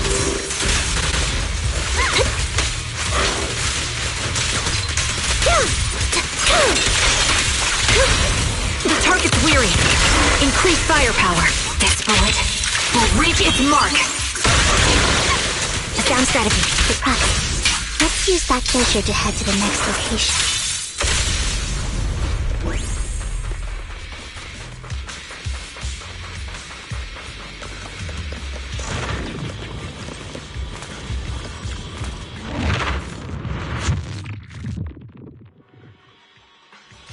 This is the place. So, what is it that you're looking for? A ring. I was excavating ether here before and accidentally lost it somewhere. Please, could you all help me find it? It has to be somewhere among all this stuff here. Sure, I'll start looking. I'll go with you. I'll stay here with her then. Thanks, but you don't have to worry about me. Go ahead and accompany the others. I'm sure it'll be faster that way. And sorry for wasting your time like this. I know it might sound strange, but I'll be so happy if my daughter grows up to be capable like you.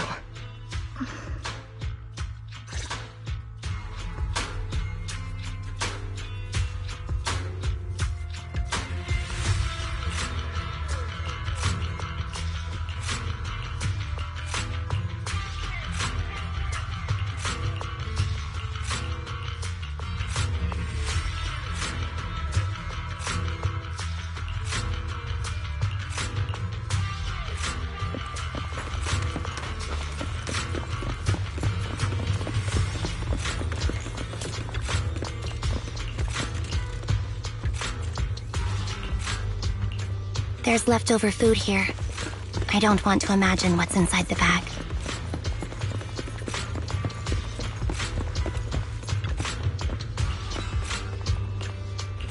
A toy that seems emotionally stable. There shouldn't be a ring hidden in it.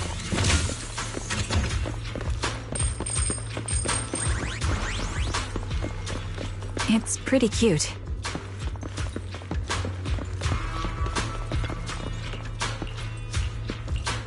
It's a fancy lunchbox? I wonder if its owner is safe and sound.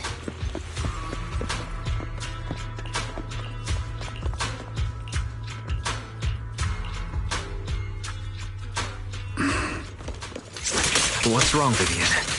You seem worried for a while now.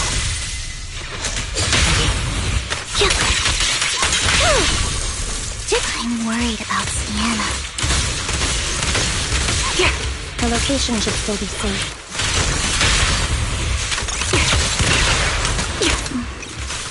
I hope so.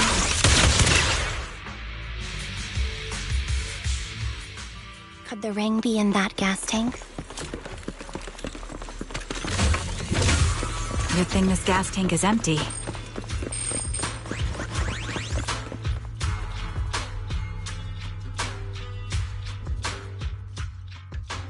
Her vital signs are gone. What happened? I guess this was her final scam. There's one thing I must remind you. Your time is running out. I'm not sure how you can tell, but you're right. I'm going to die in here. That's my plan. I'm very sick and don't have much longer. If I try to get treatment, it'll just be a burden on my daughter. So I scam my way through a bunch of physical exams and managed to take out a hollow corruption policy through Ravenlock Insurance. Once some time has passed, could you please take my corrupted body out of the hollow? That will secure a generous compensation package for my daughter. It's only what the Ravenlocks owe me. A pity, yes. But it's the only way I can squeeze it out of them. What makes you think that will help you? I just trust you will. I'm just awfully sorry you had to get involved in this. But it's something I must do. I have to leave something behind for my girl. I have to give her a chance at life. If it's okay, could you also please pass a message to Mira for me? Tell her, don't worry.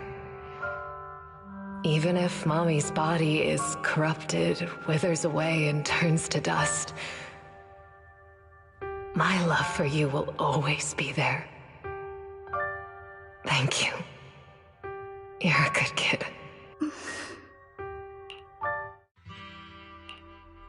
She was betting that we'd help her. So, you were aware of this the whole time? Yes. Because I saw it. You might not believe me, but I've had this ability to see the future since I was a little girl. But the things I see are always something bad. Plagues, deaths, disasters. That's all I've ever been able to see. It's all that kid's fault! She's seriously jinxed. I always try to avoid her. Otherwise, she'll say something rotten that ends up coming true again. Prophecies, she says. Like she's not the one bringing the bad luck upon us. It wasn't me. I didn't do anything. Sorry. I'm sorry. What good is saying you're sorry? Things like this keep happening every time you open your mouth. How unlucky. She shouldn't be here. Nobody wants her around. If only she would just disappear. I just wanted to warn you all. I'm sorry.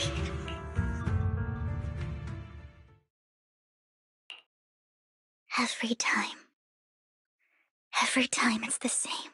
In the end, There's nothing I can change. Sometimes I even wonder whether it's me predicting these things, or if my very existence is manifesting these calamities. Vivian, it's not your fault. You were just trying to be kind and warn them about impending disasters. I can tell it's never been easy for you. Thank you, no matter what. I just hope she finally gets to rest in peace. I hope no misfortune, whether I foresee it or not, ever happens to anyone.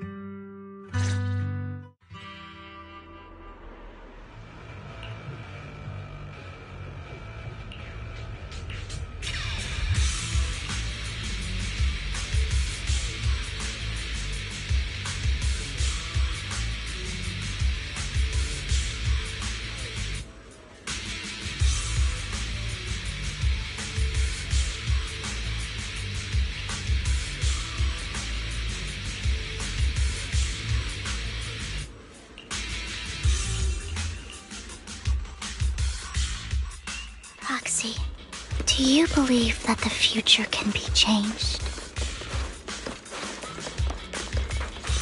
That's... In my memories, this has happened countless times already. Adjusting for wind. But I can't even see these misfortunes. Why can't I even have a sliver of happiness?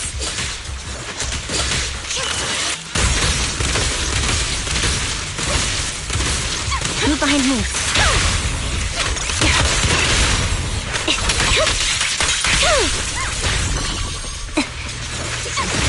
Foxy, the fissure that we're looking for is up ahead.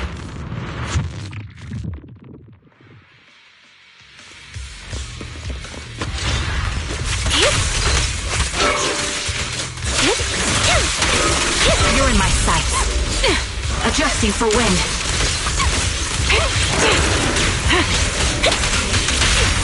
Quick shot. Supporting position. I'm on it. Behind me. My bullets are one with the wind. I've heard the conduit. Loyalty.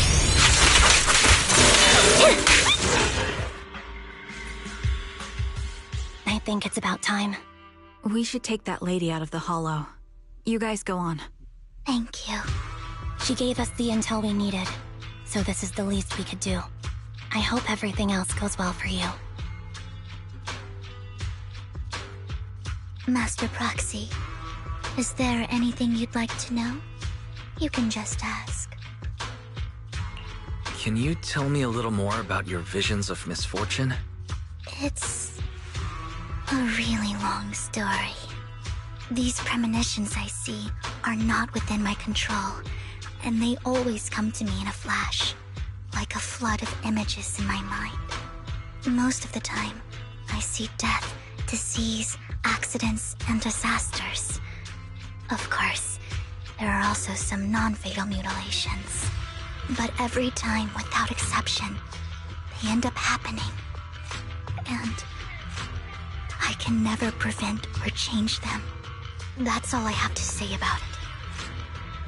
If that offends Master Proxy and you don't want to hang out with me anymore, then I can understand. Why would I be offended? That's just who you are, Vivian. Besides, we're friends. I've always considered this ability as a curse. It's not a curse. Actually, I think you've been given a gift. Thank you. Really? Well, it's getting late. Bringer's belongings ought to be around here somewhere. Let's take a closer look. To the previous clues, what Bringer left behind is hidden inside a vending machine.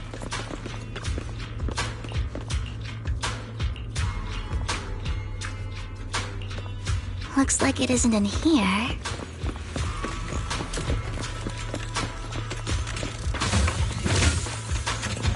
Try this vending machine.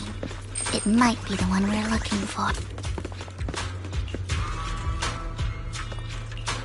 Strange, there's nothing in here.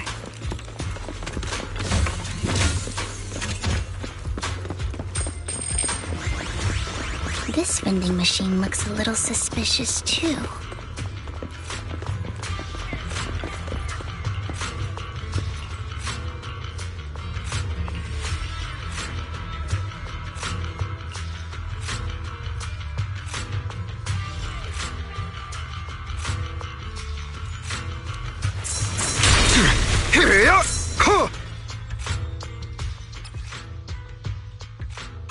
This is it.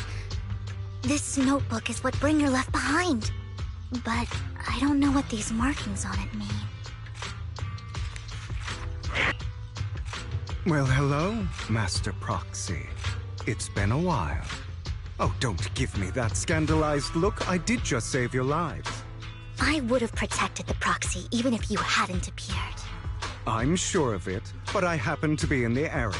Worry not, dear companion. I have complete confidence in your strength. Hang on. Did you say companion? So you two know each other?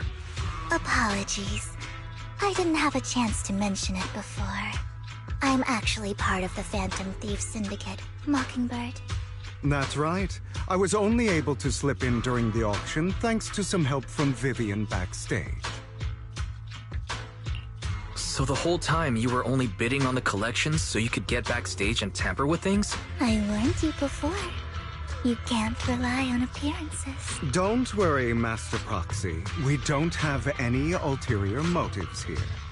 As you've probably heard, Mockingbird is a renowned Phantom Thieves syndicate in New Eridu that, despite its longevity, has managed to maintain the secrecy of its members' identities to this day. So, disclosing our identities to you is essentially the highest sign of good faith that a Mockingbird Phantom Thief can show. I guess that makes sense. Your trust is most appreciated. Mockingbird's purpose is very simple, really. To form long-standing and cooperative relationships with outstanding proxies like yourself. We need your abilities. Before you make any decisions, please allow me to briefly explain the concept behind the Mockingbird Syndicate. We all know there isn't anything in this world that's fair. A prime example being the uneven distribution of wealth. People from tops splurge on luxurious collectibles, while the poor have to gamble with their own lives just to get by. Of course, besides wealth, there's also an unequal distribution in this world of happiness and suffering, hope and despair, love and hate. It's all just so unfair. Somebody has to do something to tilt the balance of the scales. And thus Mockingbird was born. We take from those who have far more than they deserve and give it to those who deserve to have more. If you ask me, that's enough to be considered a form of justice. All right, that makes sense. I can agree with that. Thank you. I knew if anyone, you'd understand. However, aside from these philosophical considerations, we also have a crisis on our hands to deal with. As you know, the Exaltists are plotting to use the power of sacrifice to launch an attack on all of New Eridu. We can provide you with all the latest intel, just like that notebook you found. Something those pompous housekeepers would never be willing to do. And the most crucial part of this whole game, the sacrifice core, is currently in my possession. I think that makes this a highly competitive deal. We share the same goal for the moment, stopping the impending disaster from playing out. I need some time to think about it. How about this? If you still have misgivings about our upcoming cooperation, then why don't you bring Lycon along with you? He's got the support of the mayor's office behind him, and his presence alone is enough to keep me in check. That would put you more at ease, right? Of course, you're welcome to bring some other friends along, provided they aren't from public security or HSO. Well, if you're willing to let my friends come along, then you've got a deal. Great. It's a deal. By the way, Proxy, this is for you. Consider it a souvenir commemorating our first time working together. For now, we'll carefully look through the contents of that notebook. I'll contact you if anything comes up.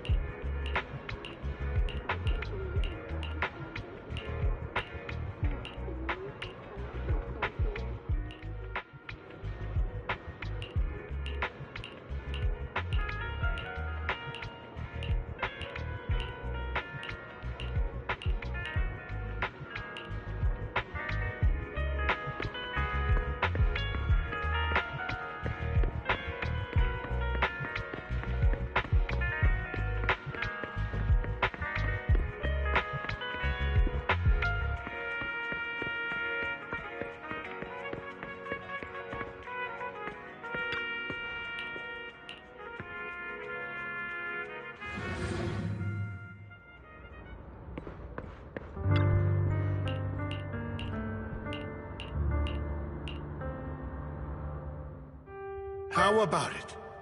Will you work with me? Correct. Let me be honest with you. I have the sacrifice core that you're after. I am Mockingbird. So it's you. I never thought you'd be so bold as to come see me alone. Relax, my friend. As you know, if I can sneak into such a heavily guarded auction, then naturally, I can just as easily slip away right now. I'm here with the sincere intention to seek cooperation. I can give you that sacrifice core. And what do you want in return? Wealth, glory, power. The things everyone else in the world wants, I want them too. And I'm confident that as the current heir to the Ravenlock family, those are all things you can give me. Then you've certainly come to the right place. My family is working on a big project. If things come to fruition, Ravenlock's status in Tops will significantly improve. At which point, I'll be sure to leave a spot for you. Naturally, as an outsider, you're precluded from handling any of our core business. But profits from the scraps alone would be enough to set you up for life. Mr. Hartman, I think you've misunderstood me. I have no intention of joining the Ravenlock family. In fact, I have an art gallery under my name that does pretty well for itself. I was hoping you could recommend me for Tops. You want to join Tops? That's easier said than done. Even for a family like ours, it would still require significant effort and... Just answer me yes or no. I don't think either of us can afford to waste time. I understand. Yes, you have my word. But in exchange, you'll have to give me the sacrifice core first. I'm sorry, but I'm afraid I can't. I've already hidden it somewhere safe, a place nobody else but me knows. You don't want to put all your chips on the table when dealing with Tops. I know that far too well. Then that means I also need to keep an eye out when working with the infamous Mockingbird, right? Mr. Hartman, I should remind you that I stand before you undisguised. Coming from a phantom thief who's never publicly revealed his identity, shouldn't that be sufficient assurance? If I betray you, then you merely need to lift a finger to wipe me from the face of this world. You do make a valid point there. In that case, you have a deal. I appreciate your trust. Why don't we celebrate our new partnership with a toast?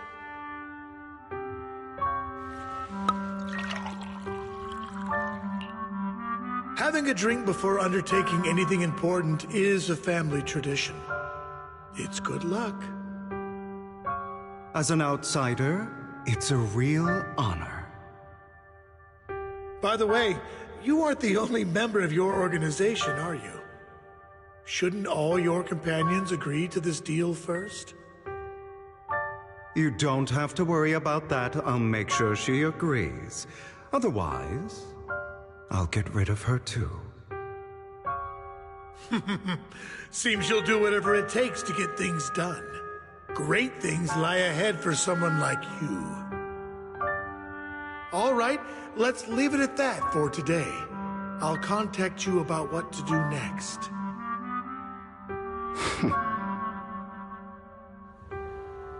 That's him!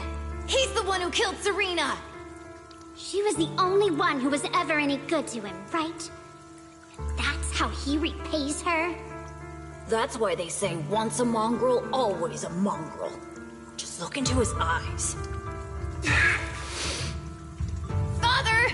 We have to punish him! Serena had been ranking ahead of him. Hugo must have poisoned her water so he could pass her. Pure evil. Typical for an impure bloodline. He should have been kicked out ages ago. Hugo, did you do all this?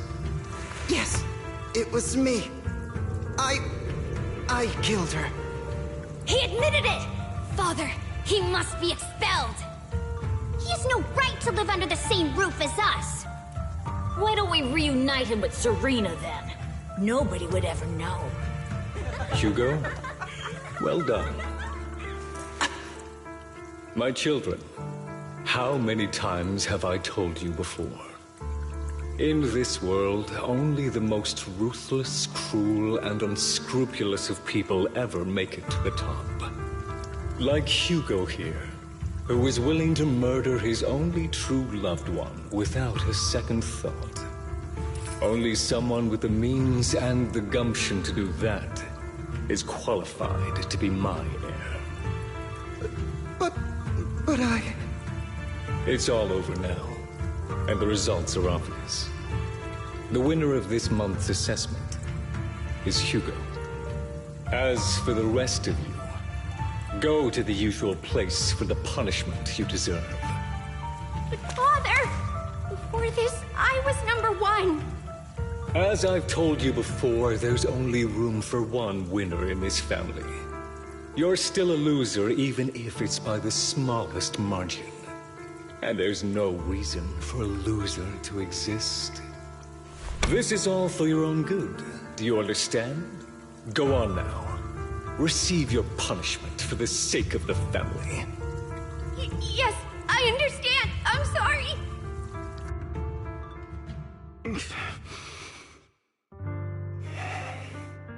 That really brought up some unpleasant memories. It won't be long. Soon, it'll all be over.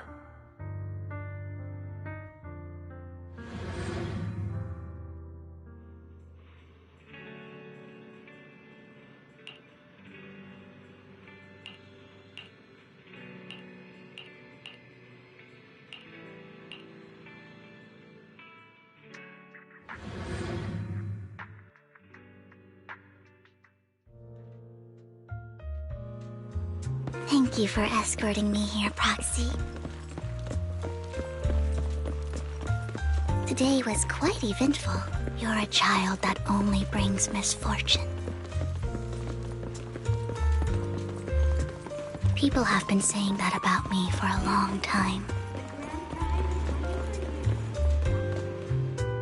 Why do I only predict suffering?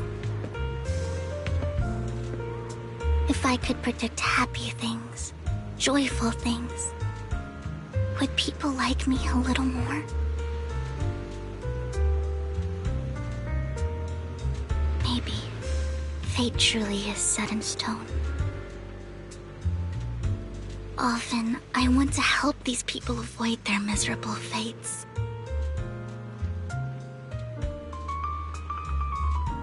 For a time, I even thought that I was successful, that I could change people's destiny.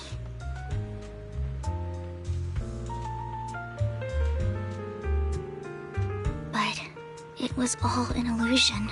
In the end, I couldn't do anything at all.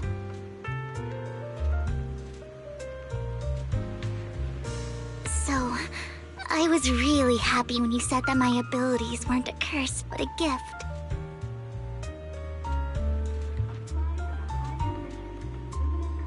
Thank you, Proxy. I'm so glad to have met you. And you're also a fan of Lord Phaethon. It's like we were fated to meet.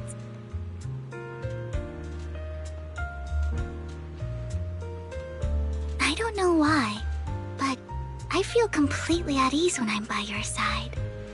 I feel like I'm free from judgment, from blame.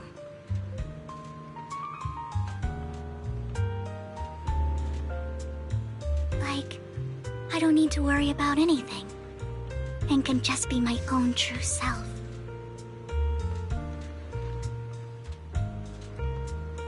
Perhaps people really do possess an aura, and ours just so happen to be extremely compatible.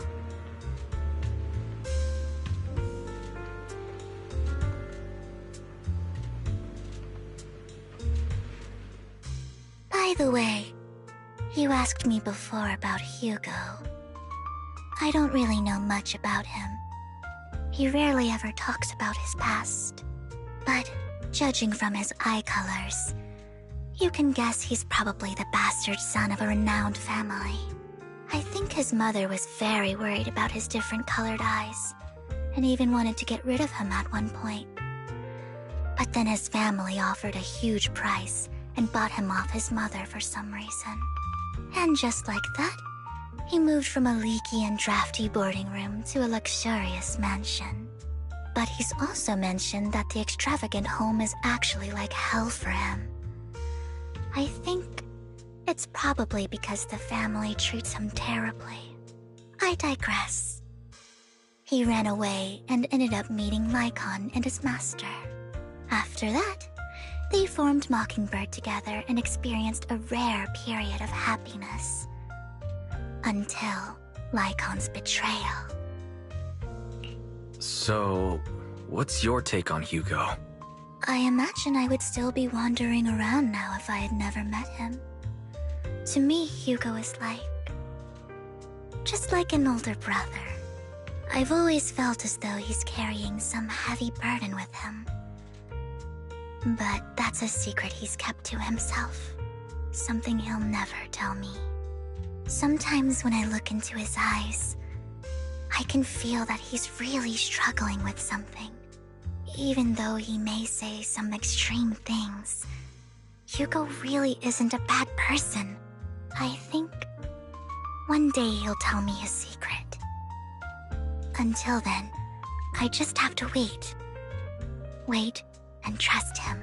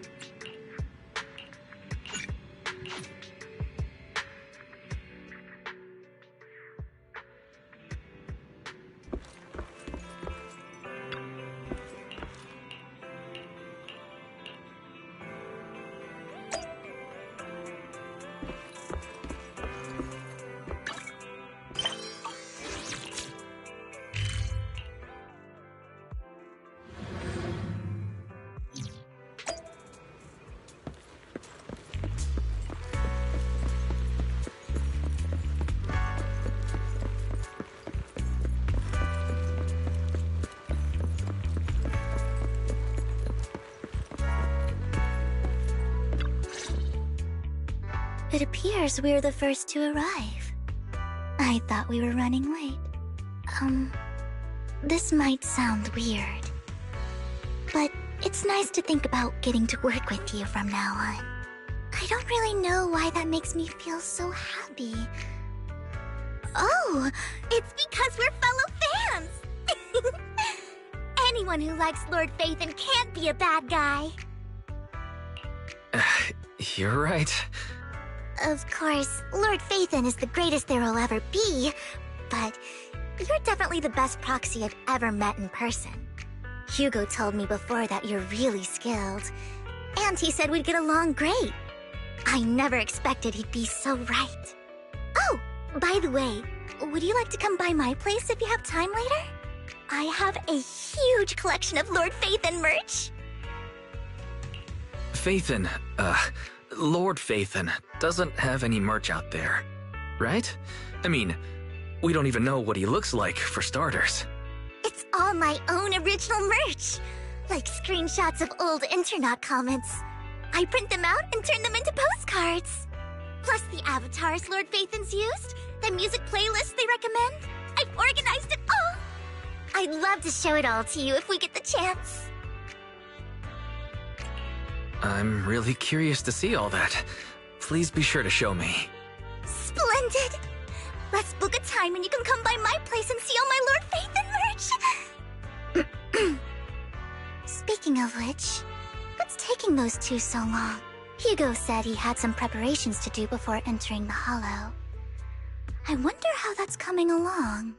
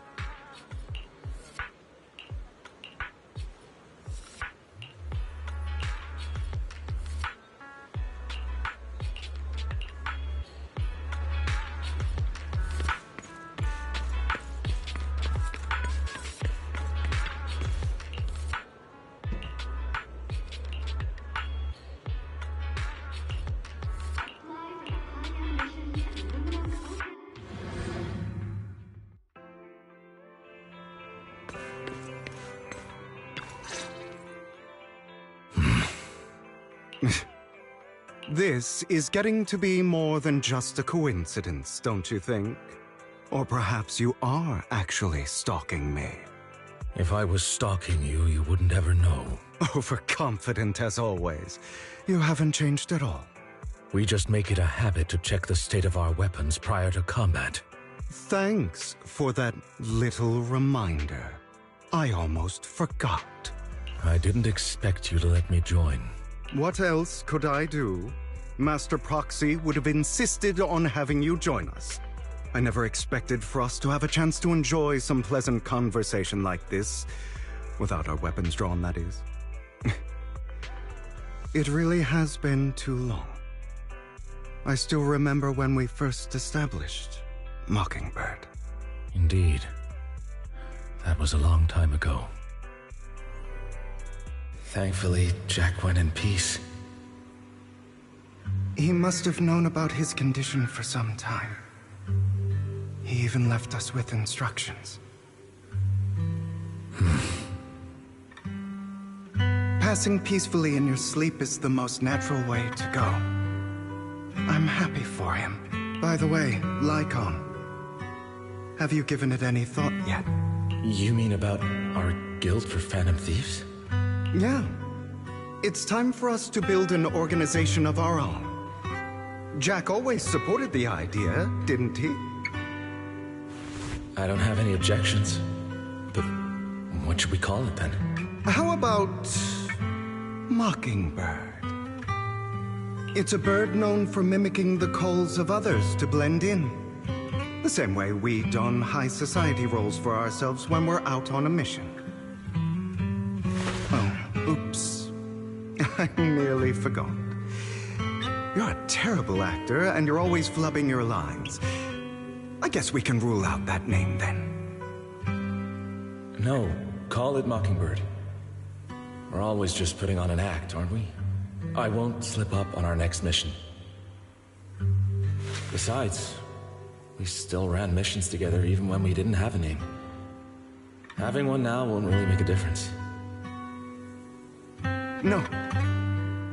It does make a difference, Lycon. And I don't just want a name. I want Mockingbird to become a symbol, like the sword of Damocles hanging over everyone's heads, striking fear into the hearts of the rich and cruel whenever they hear the name. Just like Jack used to say, this world isn't fair. So that's why we have to influence it however we can, and change things in our own way. But on the basis of not causing harm to other people's lives. That's also what Jack used to say. You remember, don't you? Of course I remember. All right. I promise. That sounded pretty forced. Don't forget, things don't end well for people who break their oaths. I'm good for my word. You must trust your fellow companions. That's also something Jack would say. Well then, today's the day that Mockingbird will officially start flying. Our first order of business, deciding on our symbol.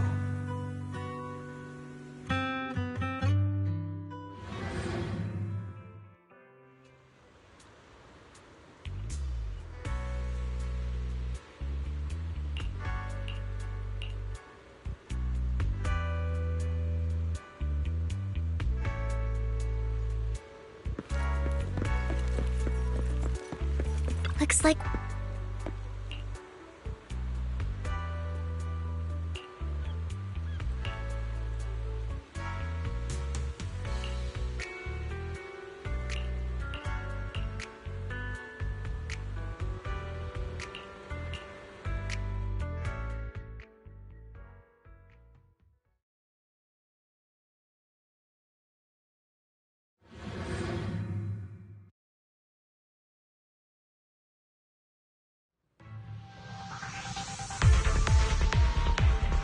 Didn't expect the coordinates in Bringer's notes to lead here.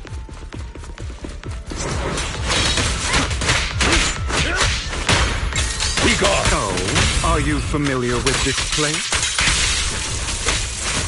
In position. More familiar than you, it seems. Her proxy. If they're being too noisy, can I take action?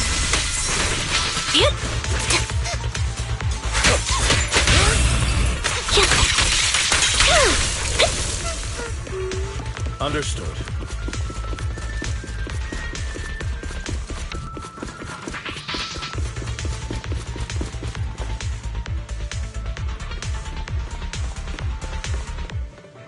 I don't enjoy obstacles in my path. The generator room should be nearby. Over here. Master Proxy, I hate to be the bearer of bad news, but there's something wrong with the circuit. It seems to be blocked. Don't tell me. Victoria Housekeeping's high and mighty attendants can't even fix a simple circuit. I can fix it, but I'll need a circuit diagram before I can do anything. I've seen diagrams for this type of circuit before. It's a pity that we're unable to connect to the outside world from inside the hollow. Just leave that problem to me. Wise, I just sent an image of a circuit diagram to you. Have a look. Thank you very much, Master Proxy. Now then, let's start repairing this circuit.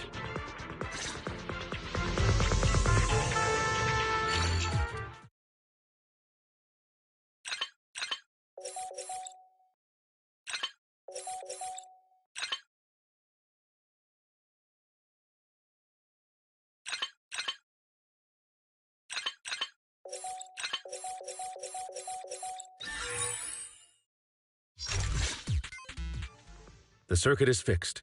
We should now be able to open that door. Wait up. Wait a second.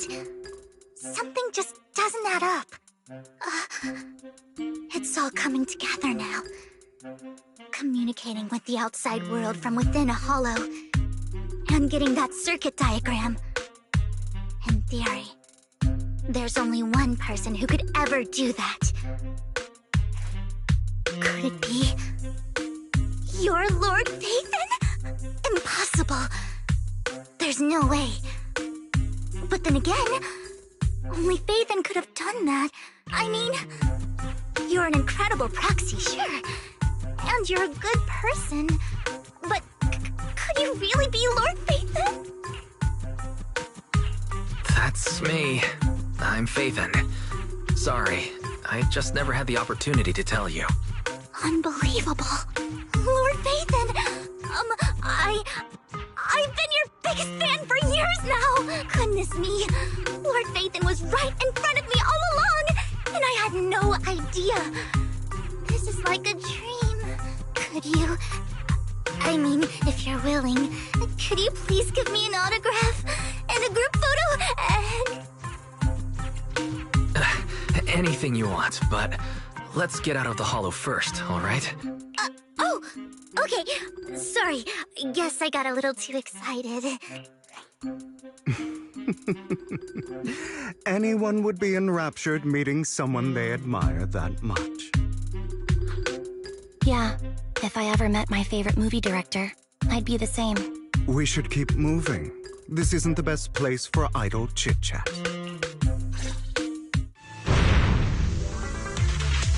The door's finally open.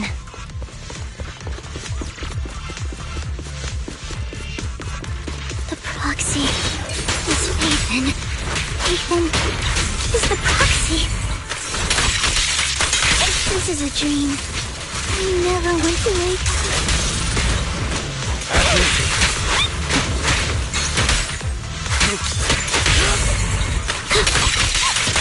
The fissure over there should lead to our destination.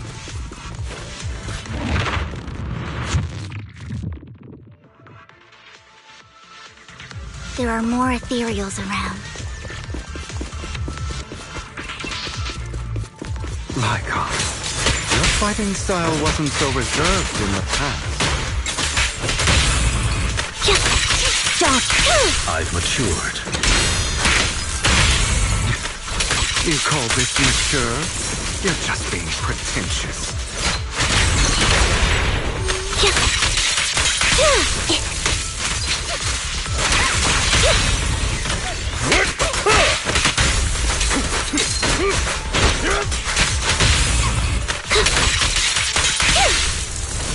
Say no more. A difficult foe, that one. Let us leave this place at once. Ensuring Master Proxy's safety is our highest priority. In position. I won't let anything happen to you, Lord Phaethon. I won't back down.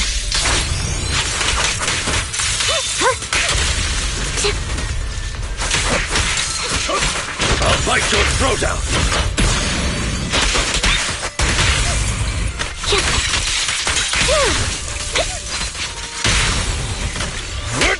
Lord Phaethon, how are you feeling? Are you tired? Do you need a break? Some food? Water?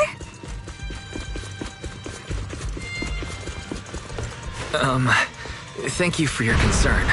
I'm fine. Master, a complex mechanism has been detected ahead. To pass through, you need to activate all 3 smaller mechanisms. Suggestion: split up and handle them simultaneously to save time. So, we have to head to 3 different places to crack this thing. Huh? We're splitting into 3 groups? In that case, I'll protect you, Master Proxy! I can take care of one myself. That leaves the last one to me, then. You should go with Hugo. What's that supposed to mean? We get along just fine, don't we, Miss Cunninghair? I don't know what's going on with you two, but you've been bickering the whole time. It's annoying. This is a good chance for you guys to build some rapport. Anby's got a point. Hugo, just go with Lycon. You just want to be alone with your Lord Phaethon, don't you, Vivian? Huh? That's not it! Alright, sounds like a plan. It's all decided then. If Master Proxy says so, then... sure. But, Lycon, you better not slow me down. I really want to recommend you two some movies for a crash course on teamwork.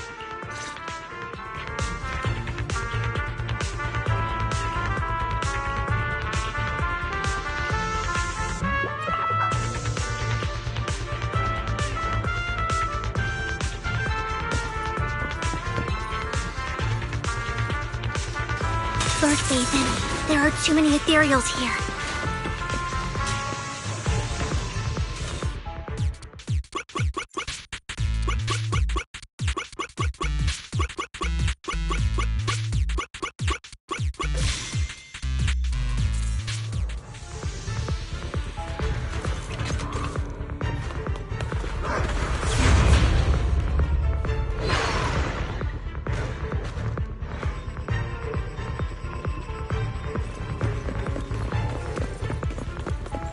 Lord Phaethon, seems like we both need to press down on the...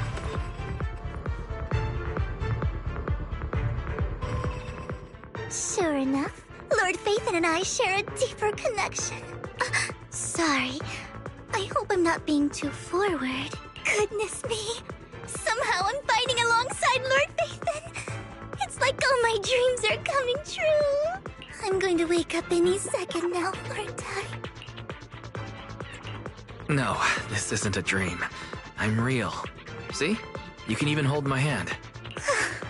Not only is Lord Phaethon incredible, but super kind. That's it.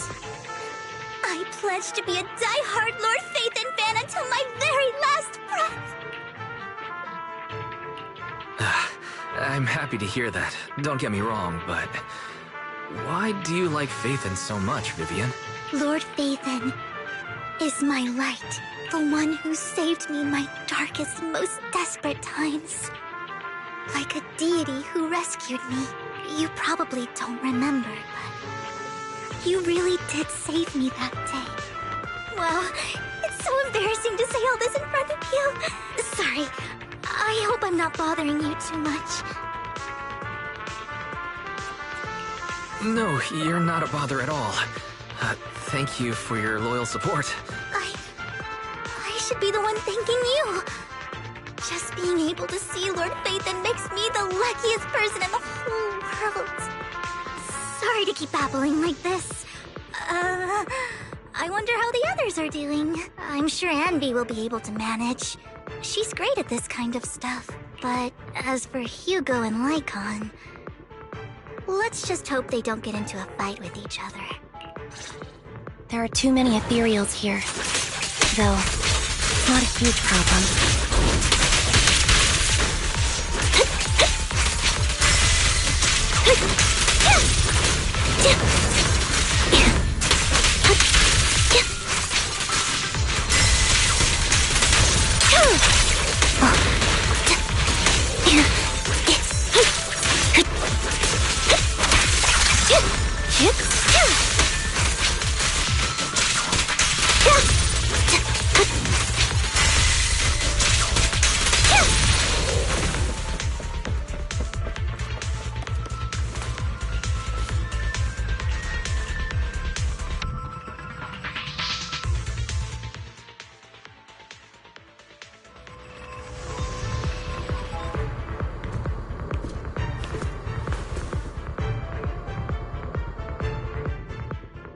So, we have to cooperate to solve this problem.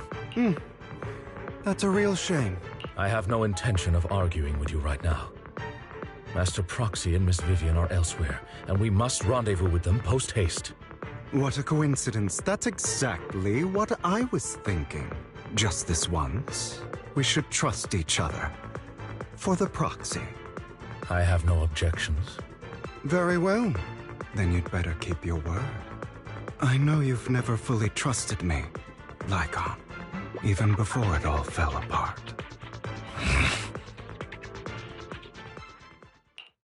You wanted to speak to me alone? I know you and Hugo are as thick as thieves and don't hide anything from one another. But you can't tell him what I'm about to tell you. Did something happen with him? Hugo is an intelligent and gifted child. He learns everything I teach with ease. In time, he'll grow beyond me. Reach a place where people will marvel and look up to him as a beacon. Yeah. As much as I hate to admit it, he always picks things up just a teeny bit quicker than me. But none of that matters, because I can overpower him easy. I don't think being gifted is a good thing for him. What do you mean? He bears a dark and painful past. What he was taught, the hatred he was faced with, everything he picked up. It's all become an integral, inseparable part of him. I believe that beautiful flowers can blossom even in the darkest abyss. But the roots of that flower would draw from evil instead of good. Hatred instead of love. It's a curse that flows through his lineage. A curse that fate branded him with. I've seen far too many people like that throughout this long life of mine. They struggle with this curse their whole lives. But they all end up failing in the end. The path of light is narrow and fleeting. And the darkness is filled with such temptation that dropping your guard for even just a moment can send you spiraling straight into the abyss. Do you mean Hugo's going to be a bad guy? I don't know. I hope he'll always stay true to his heart. That he won't give in to hatred and ambition. That he won't become the dragon that must be slain. But he has inherited the seed of evil. You cannot let it take root. I'm afraid I won't be there to help you. There's not much life left in this old body of mine. So then, Lycon, promise me now. You must hold his chain tight. To restrain him. To stop him. And when necessary, to choke him. You've become slow. Or maybe you've been on guard against me this whole time, and that's what's slowing you down. Looks like I was right. Lycon.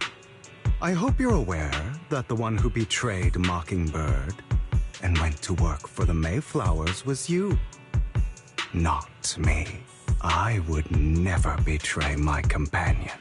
I don't wish to repeat myself, but you should not break our oath. That's the path I've chosen, and I'm going to stick to it. But you know that path will lead you the wrong way. Who are you to lecture me about right and wrong? I believe any path that makes you feel pain must be the wrong one. Your disgusting sympathies make me sick, Lycon. There's only ever been one person who can kill me or save me, and that is me.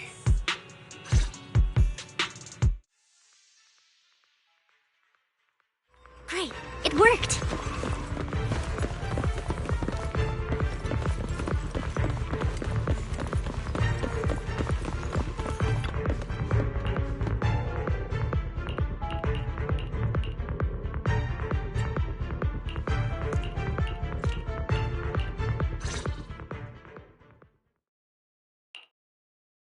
That was loud. What's happening up ahead? Hold on, everyone. I'll go check it out. It's probably multiple ethereals attacking. Just in case, I'll go with you. Vivian, you should go with them too. Keep an eye on Lycon, will you? I'm worried he might sell us out to the mayor when he gets the chance. I'd never do that. But if Miss Vivian wishes to join us, she's more than welcome. Okay. Then I'll go with you. Why do you look so nervous? I've spent so much time by your side already. I need to get away from Lord Phaethon for a little bit, or I might die from this overwhelming happiness. If that's the case, Miss Vivian, feel free to come along with me. Okay. All right. So, how does it feel to be worshipped, Lord Phaethon? You had that figured out a while ago, didn't you? Sharp as always. But of course, I couldn't spoil it for her. She has to figure it out on her own. That's what makes it special.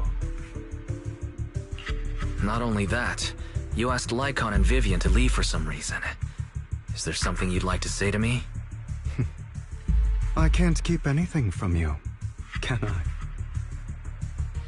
I've always treated Vivian like my own little sister. Maybe it's just a coincidence, but she looks a lot like Serena. I think I mentioned it before. Serena was my half-sister. She passed away a long time ago. Vivian really likes you, whether you're Phaethon or just wise. Of course, I also have a lot of respect for someone like you. Strong, fair, and genuinely kind. So I hope... I beg you, please keep her safe. Hang on. What's that supposed to mean? Think of it as the last bit of conscience I have left. A kid as pure as her. She should stay alongside someone who walks in the light. Like you. Not even Vivian can agree with all my beliefs. One day we'll go our separate ways. Your beliefs? What do you mean exactly? You probably heard from Lycon. We swore an oath when we started Mockingbird. We swore to use our own hands to right the wrongs in this world. But never, under any circumstances, would we take another human life. I stayed true to my words. Until my father, man I hated, stood right before me. I could have ended his life easily, but I hesitated. I remembered that damned oath and their repeated attempts to convince me I didn't do it. Because of that, innocent people died. All because of him. If I'd killed him first, then none of those tragedies would have happened. People like him don't deserve to live. After that, I realized sometimes taking one life really can save countless others. I understand where you're coming from. I knew you'd understand. Vivian has a good heart. I don't want her to get her hands dirty. But you know how it is. In this world, someone has to be the bad guy. So, I want to apologize to you. Why apologize all of a sudden? You're incredibly strong, kind, capable, and really, really lucky. The world needs more people like you. Remember that revenge movie I told you about, Children of Devils?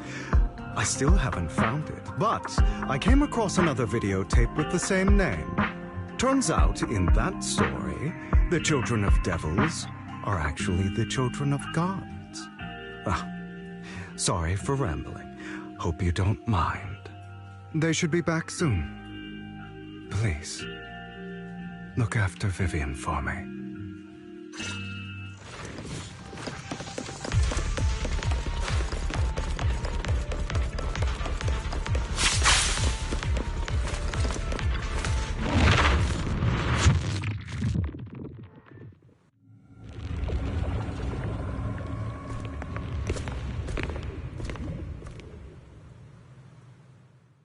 What is this? It looks like a cocoon. Careful, everyone. If I'm not mistaken, that's a sacrifice in there. It appears to be in hibernation. We don't know when it'll wake up. If it does wake up, we'll be in serious trouble. Wait. Those spots Bringer marked in his notebook. Are you saying each one might have a sacrifice like this? That means there must be at least a dozen of them. And that's only counting the ones we know so far.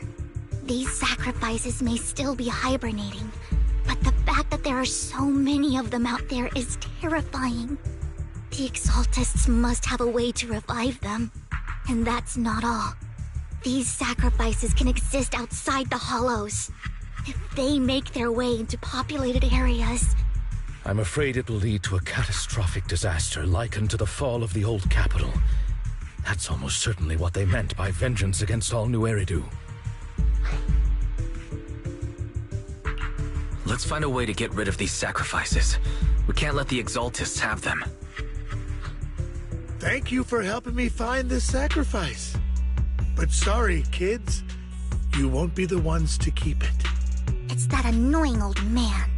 Why is he here? I'd advise you to choose your words wisely, young lady.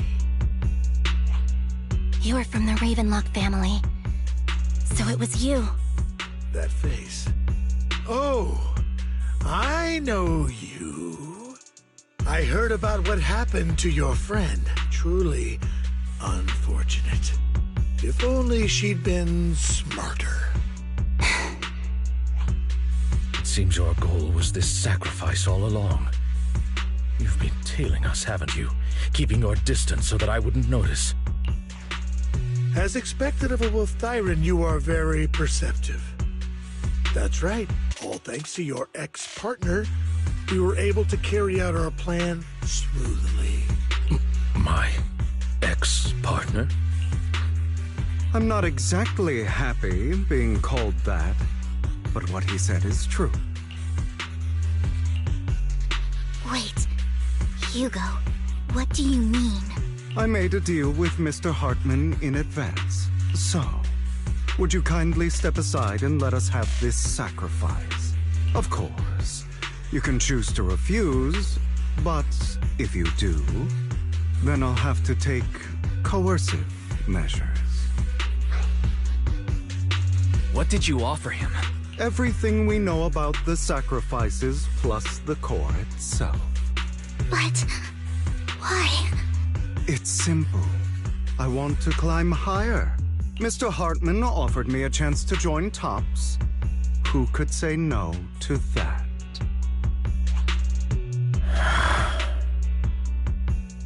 No. Impossible. You promised to help me investigate the Exaltists. You told me the whole point of Mockingbird was to do anything it takes to bring a little justice to this world. Was all of that just a lie? You're just too gullible, Vivian. I also told you, everybody lies.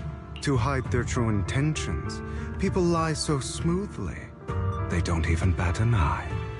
You... What a wonderful show of betrayal and backstabbing! Bravo! I've got no interest in your little feud. But would you all be so kind as to step aside? My men still have some delicate handiwork to do. To extract that sacrifice behind you. Over my dead body. Hugo, why in the world would you do that? Instead of wasting your time on idle chatter, why not focus your energy on the battle ahead?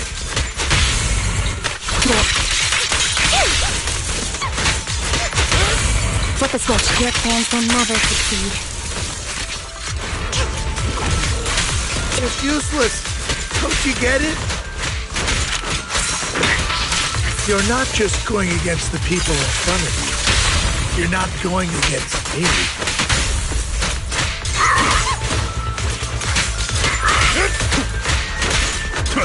Rather, the entire Ravenlock family, even the whole of Tops. Bad strategy. Stay calm. There's no chance of victory for you.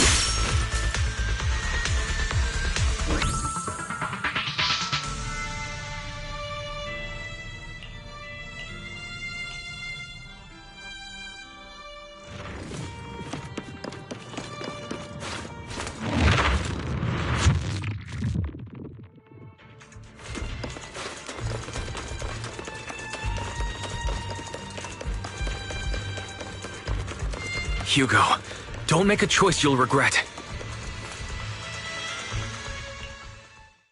Oh, you guys are such a pain. Hugo, stop standing around. Time for you to act. We had a deal. Give me the sacrifice core now. Did we? I don't remember. I imagine this is your favorite kind of entertainment. Watching allies betray each other, suspicion festering until it all turns to bitter hatred. Seeing people tear each other apart like wild beasts, just like your decaying family.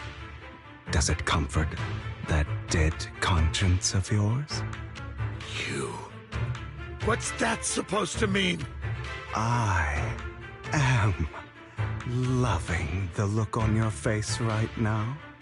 Right when you think you've succeeded, I'm here to tell you it was all fake. None of it was real. Let this pain sink in. It's karma for what you did to me back then. You're insane. I have no idea what you're talking about.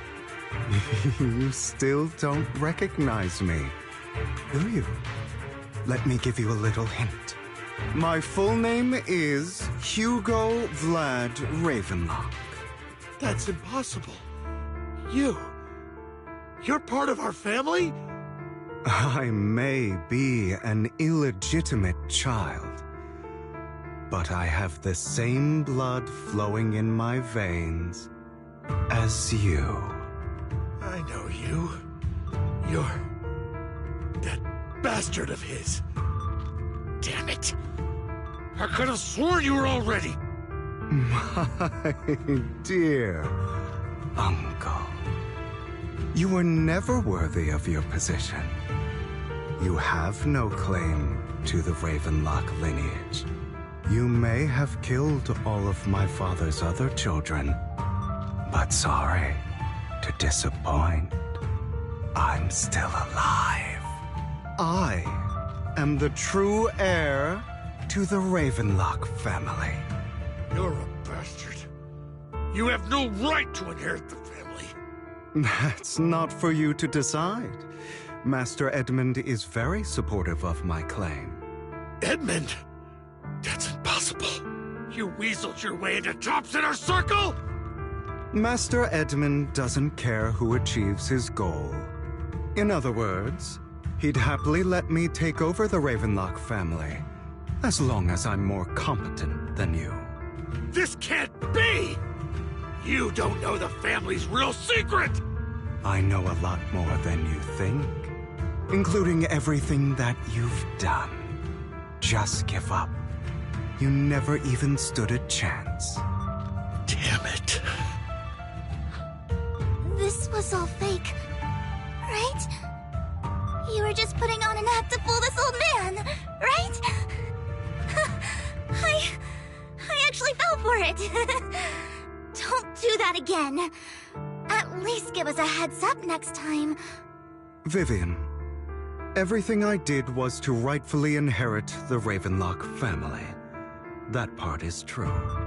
Now, I'm going to kill this man who stole what was never his. I'll make sure he can never be a threat again.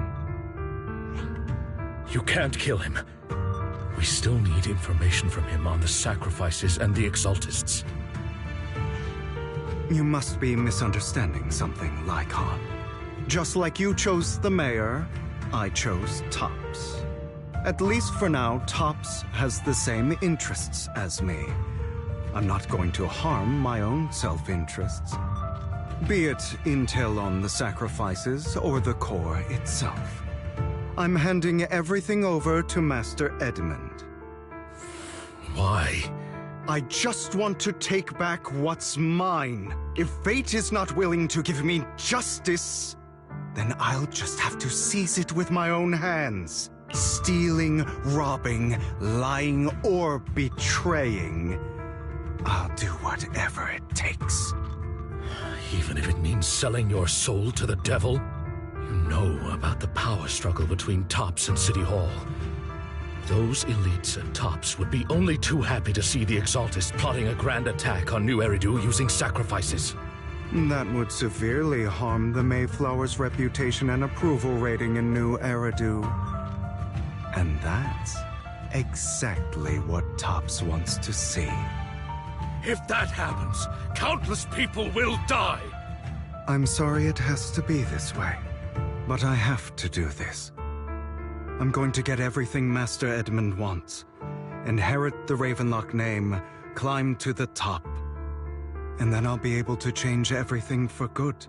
For a permanent and absolute victory. We must endure the pain of cutting away rotten flesh. And persevere through the darkest hour before dawn. Someone has to do it.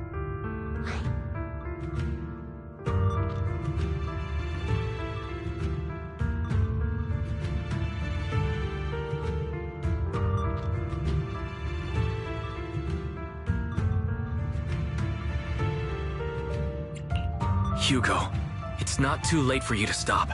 You can still walk away from this. This is the path I've chosen. Without power, resources, or strength, we can't do anything. Mockingbird is the perfect example.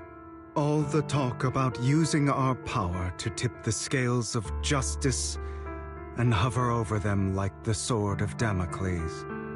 It's just a delusion. In their eyes, we're nothing but annoying gnats. Mockingbird has never really changed anything, or saved anyone. Never in the past, not now, and never will in the future. None of it matters.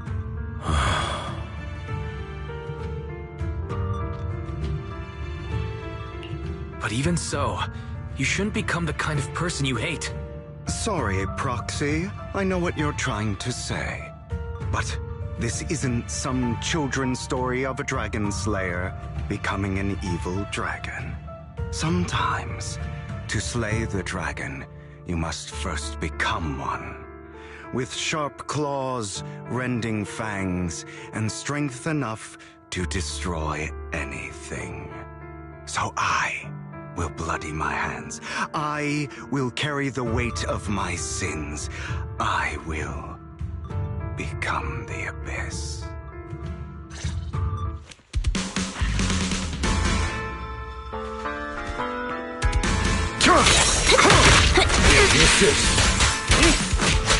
It's about time you kneel.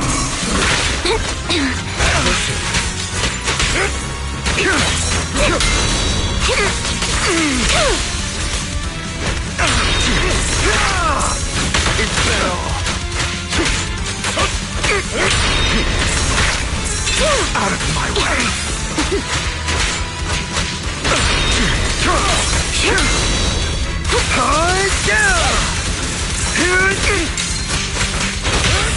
Flip a switch. Everything you just said. Is that what you truly believe? Keep focused. Don't want it to end like this. There must be another way. That isn't Vivian. This is the final lesson I'll impart to you. Those who cannot, truth be told, Proxy, I envy you. The world needs people like you. I won't back down.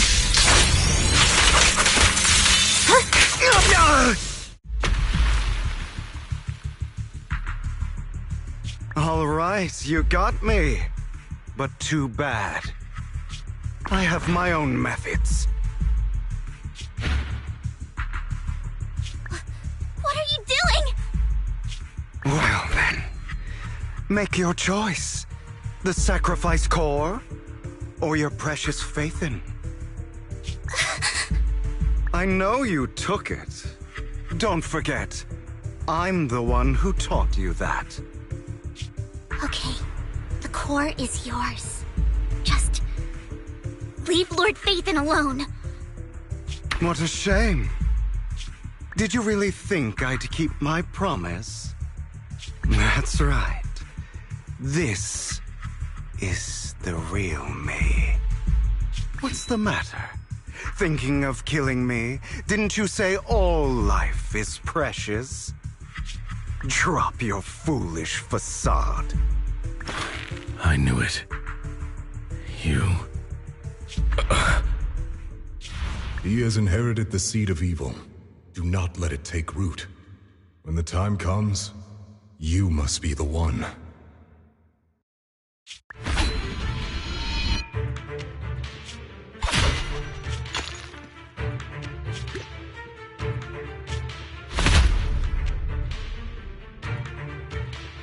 Go on, kill me.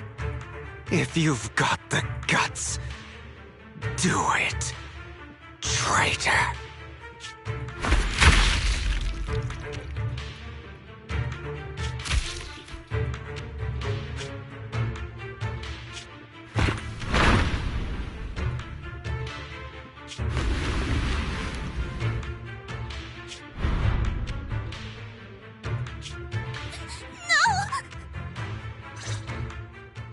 Master Proxy, are you okay? Are you hurt? Don't worry. I'm fine. I just didn't expect things to turn out like this. Lord Faithin, I'm sorry. I had no idea Hugo would do that to you. I'm so sorry. Judging from how we've interacted before, Hugo didn't seem like the reckless type. I feel like there's more to this than meets the eye. Hugo, he... That's a hollow down there. If you need, I can arrange for someone to go in and search for his body. That isn't necessary. To be frank, I thought you'd hate him for his betrayal, Miss Vivian. I do hate that he's keeping things from me, but All these years, Hugo's been like family to me. I believe he's still with us.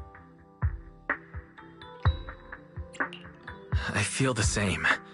It's possible he's still alive. I'm terribly sorry, but I must tell you, it is impossible for Hugo to be alive. My hand went through his heart.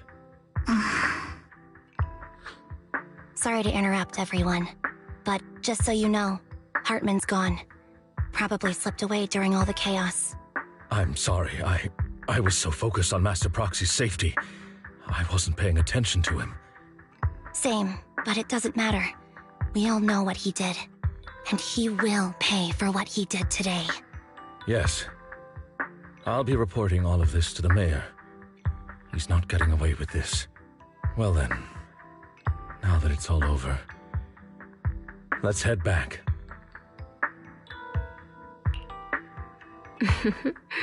Another obstacle out of the way. She's going to be pleased about this. May the Creator guide us. Fear, suffering, despair, and destruction. That's the future I see. Or faith in.